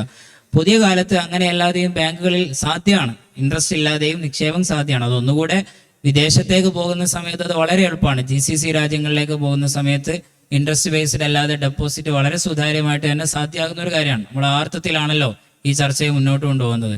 പിന്നെ ലറൂറത്തിനെ കുറിച്ച് പറഞ്ഞു. ലറൂറത്ത് എന്താണ്? അത് ഓരോ വിഷയം വരുന്ന സമയത്ത് അവിടെ നമ്മൾ അശദ്ദു അഖഫൊക്കെ നോക്കാറുണ്ടല്ലോ. അങ്ങനെ ഒന്നുകൂടെ വിശാലമായിട്ടുള്ള ഒരു പെർസ്പെക്റ്റീവ് അതിനുണ്ട്. പക്ഷേ ഇവിടെ അതിനുള്ളൊരു സാധ്യത ഇല്ലാത്തതുകൊണ്ട്, ചർച്ചക്കുള്ളൊരു സാധ്യത ഇല്ലാത്തതുകൊണ്ട് അതിൻ്റെ കൃത്യമായിട്ടുള്ളൊരു ഡെഫിനേഷൻ പറഞ്ഞ അവിടെ ശരിക്കും പറഞ്ഞു എന്നേ ഉള്ളൂ. ഓക്കെ, ആ അഷദ്ദും അഖഫ് നോക്കുമ്പോൾ ഞാൻ ഒരാൾ ബാങ്കിൽ നിന്ന് വലിയ ബോധമില്ലാതെ അല്ലെങ്കിൽ അദ്ദേഹത്തിന്റെ എന്തോ കാരണം കൊണ്ട് ആൾ ബാങ്കിൽ പോയി പണം വാങ്ങി. എങ്ങനായാലും ബാങ്കിൽ നിന്ന് പണം വാങ്ങിയാൽ പിന്നെ തിരിച്ചു കൊടുക്കല് ഹറാമാണ്, ഞാൻ തരൂല എന്നൊന്നും പറഞ്ഞിട്ട് കാര്യമില്ല, ഇയാൾ ജയിലിക്കാണ്ട് കൊണ്ടുപോകും. അപ്പൊ അയാൾ എന്തൊക്കെയാണ്, എന്നാലും ലറൂറത്ത് ആയില്ലല്ലോ, ജയിലില് ഫുഡൊക്കെ അടിച്ച് ഉഷാറായിട്ട് ജീവിച്ചൂടെ, ഒരു നിശ്ചിത കാലം കഴിഞ്ഞാൽ നമുക്ക് പുറത്തു വരും ചെയ്യാം. അപ്പൊ അവിടെ ലറൂറത്ത് വരുന്നില്ല. അപ്പൊ അവിടെ ഞാൻ അഷദ് അഖഫ് എന്ന് നോക്കിയിട്ട് നമുക്ക് പണം അവിടെ കൊടുക്കാൻ പറ്റുമല്ല എന്ന്. കാരണം നമുക്ക് നിർബന്ധമാണ്, നമ്മൾ എടുത്തു കഴിഞ്ഞാൽ കൊടുത്തോളാം, അത് ഹറാമാണ്, ഞങ്ങളെ മതം പറഞ്ഞ അങ്ങനെയാണെന്നൊന്നും പറഞ്ഞാലൊന്നും ബാങ്കുകാർ സ്വീകരിക്കൂല, നേരെ പിടിച്ചു കൊണ്ടുപോകും. പക്ഷെ എന്നാലും ആൾക്ക് എന്തിക്കണം, സ്വർഗീയമായി ജീവിക്കാം, അവിടെ ഭക്ഷണമൊക്കെ കഴിച്ചുകൊണ്ട് ഉഷാറായി ജീവിക്കാം. അപ്പൊ മരണമില്ല. മാത്രമല്ല അഷദ് അഖഫ് എന്ന ഗണം വെച്ചിട്ട് ഇതിൽ വല്ല ചാൻസും ഉണ്ടോ, അതോ അയാൾ കൊടുക്കാതെ നിൽക്കാനാണോ വേണ്ടത്? ഞാൻ ഉസ്താദിന്റെ മറുപടിയിലേക്ക് പോകുന്നതിന് മുന്നേ നമ്മൾ സ്ഥാപനങ്ങളുടെയോ ഇൻസ്റ്റിറ്റ്യൂഷനുകളുടെയൊക്കെ പണം നമ്മൾ ബാങ്കിൽ കീപ്പ് ചെയ്യുന്നത് പറഞ്ഞല്ലോ. ശരിക്കും നമ്മളൊരു ലീഗൽ ഫ്രെയിം വർക്കിന്റെ ഭാഗമായാണ് നമ്മൾ ജീവിക്കുന്നത്. ഞാൻ അതിൻ്റെ ഒരു ഇസ്ലാമിക് വേർഷൻ അല്ല കേട്ടോ പറയുന്നത്. അപ്പോൾ സ്വാഭാവികമായിട്ടും നമ്മളൊരു സൊസൈറ്റി, സാധാരണഗതിയിലെ സ്ഥാപനങ്ങൾ എല്ലാം സൊസൈറ്റിയുടെ അണ്ടറിൽ രജിസ്റ്റർ ചെയ്തിട്ടിരിക്കും, അല്ലെങ്കിൽ ട്രസ്റ്റുകളോ മറ്റെന്തെങ്കിലും സംവിധാനങ്ങളോ ആയിരിക്കും സാധാരണഗതിയിൽ അതിൻ്റെ ഒരു രീതി അനുസരിച്ച് ചെയ്യുന്നുണ്ടാവുക. അപ്പോൾ ഒരു സൊസൈറ്റി രജിസ്റ്റർ ചെയ്തിട്ടുണ്ടെങ്കിൽ അവരെ ഫൈനാൻഷ്യൽ ട്രാൻസാക്ഷൻസ് എല്ലാം കൃത്യമായി ഓരോ വർഷവും അവർ ഫയൽ ചെയ്യണം. അത് ബാങ്കിങ് ത്രൂ തന്നെ അതിൻ്റെ ബാങ്ക് സ്റ്റേറ്റ്മെൻറ്റ് ഉൾപ്പെടെയുള്ള കാര്യങ്ങൾ കാണിക്കണം. അതൊരു ലീഗൽ റിക്വയർമെൻ്റ് ആണ്. അപ്പോൾ ഒരു സ്ഥാപനം ബാങ്കിൽ അക്കൗണ്ട് തുടങ്ങുന്നു എന്നത്, അതിലൂടെ ട്രാൻസാക്ഷൻസ് നടത്തുന്നു എന്നത്, അതൊരു ഒന്ന് സുതാര്യതയുടെ ഭാഗമാണ്, മറ്റൊന്ന് അതൊരു ലീഗലി റിക്വയർഡ് ആണ്.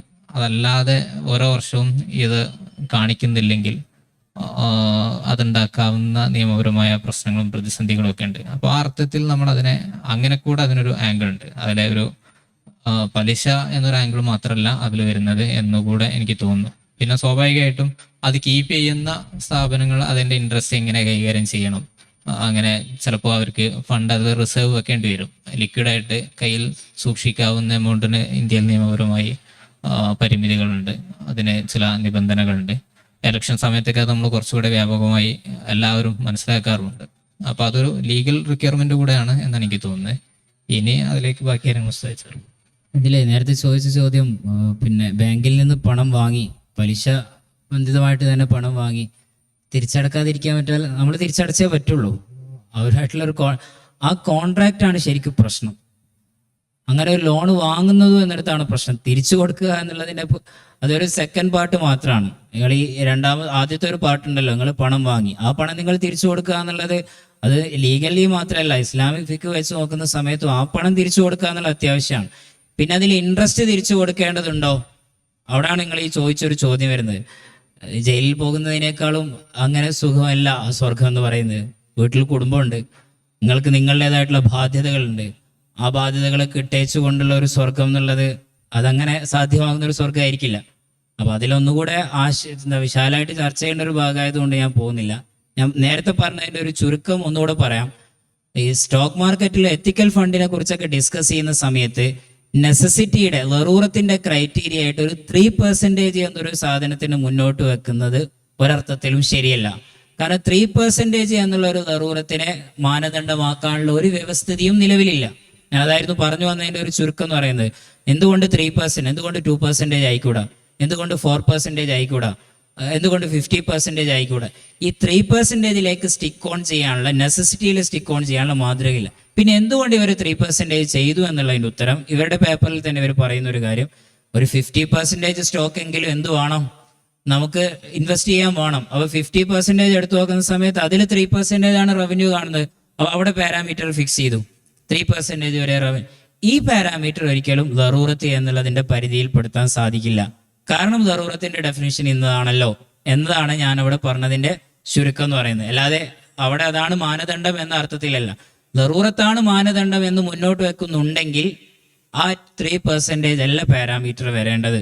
ആ 3% എത്തിയ രീതി എന്തല്ല, ശരിയല്ല എന്നതിനു വേണ്ടിയാണ് ആ സാധനങ്ങളും മറ്റു പറഞ്ഞത്. നമ്മൾ ഈ ചർച്ചകളെ ഒരു ആശയതലത്തിൽ കാണുകയും നേരത്തെ ഇടയിലെല്ലാം സൂചിപ്പിച്ച പോലെ ഒരു തീർപ്പായി ഉൾക്കൊള്ളാതിരിക്കുകയും ചെയ്യുകയും അതിന് കുറെ കൂടെ തീർപ്പുകൾ പറയേണ്ടത് വലിയ ഉലമാക്കളാണല്ലോ, ഒരു ഇസ്ലാമിക് ആംഗിളിൽ നിന്നുകൊണ്ടാണ്. നമ്മുടെ ഇതിൻ്റെ ഒരു ആശയ പരിസരത്തെ, അത് വരുന്ന സങ്കല്പത്തെ, ചില ഇൻസ്ട്രുമെന്റുകളെയൊക്കെ ഇങ്ങനെ സ്പർശിച്ചു പോവുകയാണ് നമ്മൾ അനുവദിച്ചൊരു ചുരുങ്ങിയ സമയത്തിനുള്ളിൽ ചെയ്യാൻ ശ്രമിച്ചിട്ടുള്ളത്. ആ രീതിയിൽ തന്നെ അതിനെ ഉൾക്കൊള്ളുകയും അതിൻ്റെ തുടരന്വേഷണങ്ങൾ, ആലോചനകളൊക്കെ അതിൻ്റെ ഭാഗമായി നടക്കുകയും ചെയ്യട്ടെ എന്ന് ആഗ്രഹിക്കുകയാണ്. അസ്സലാമു അലൈക്കും.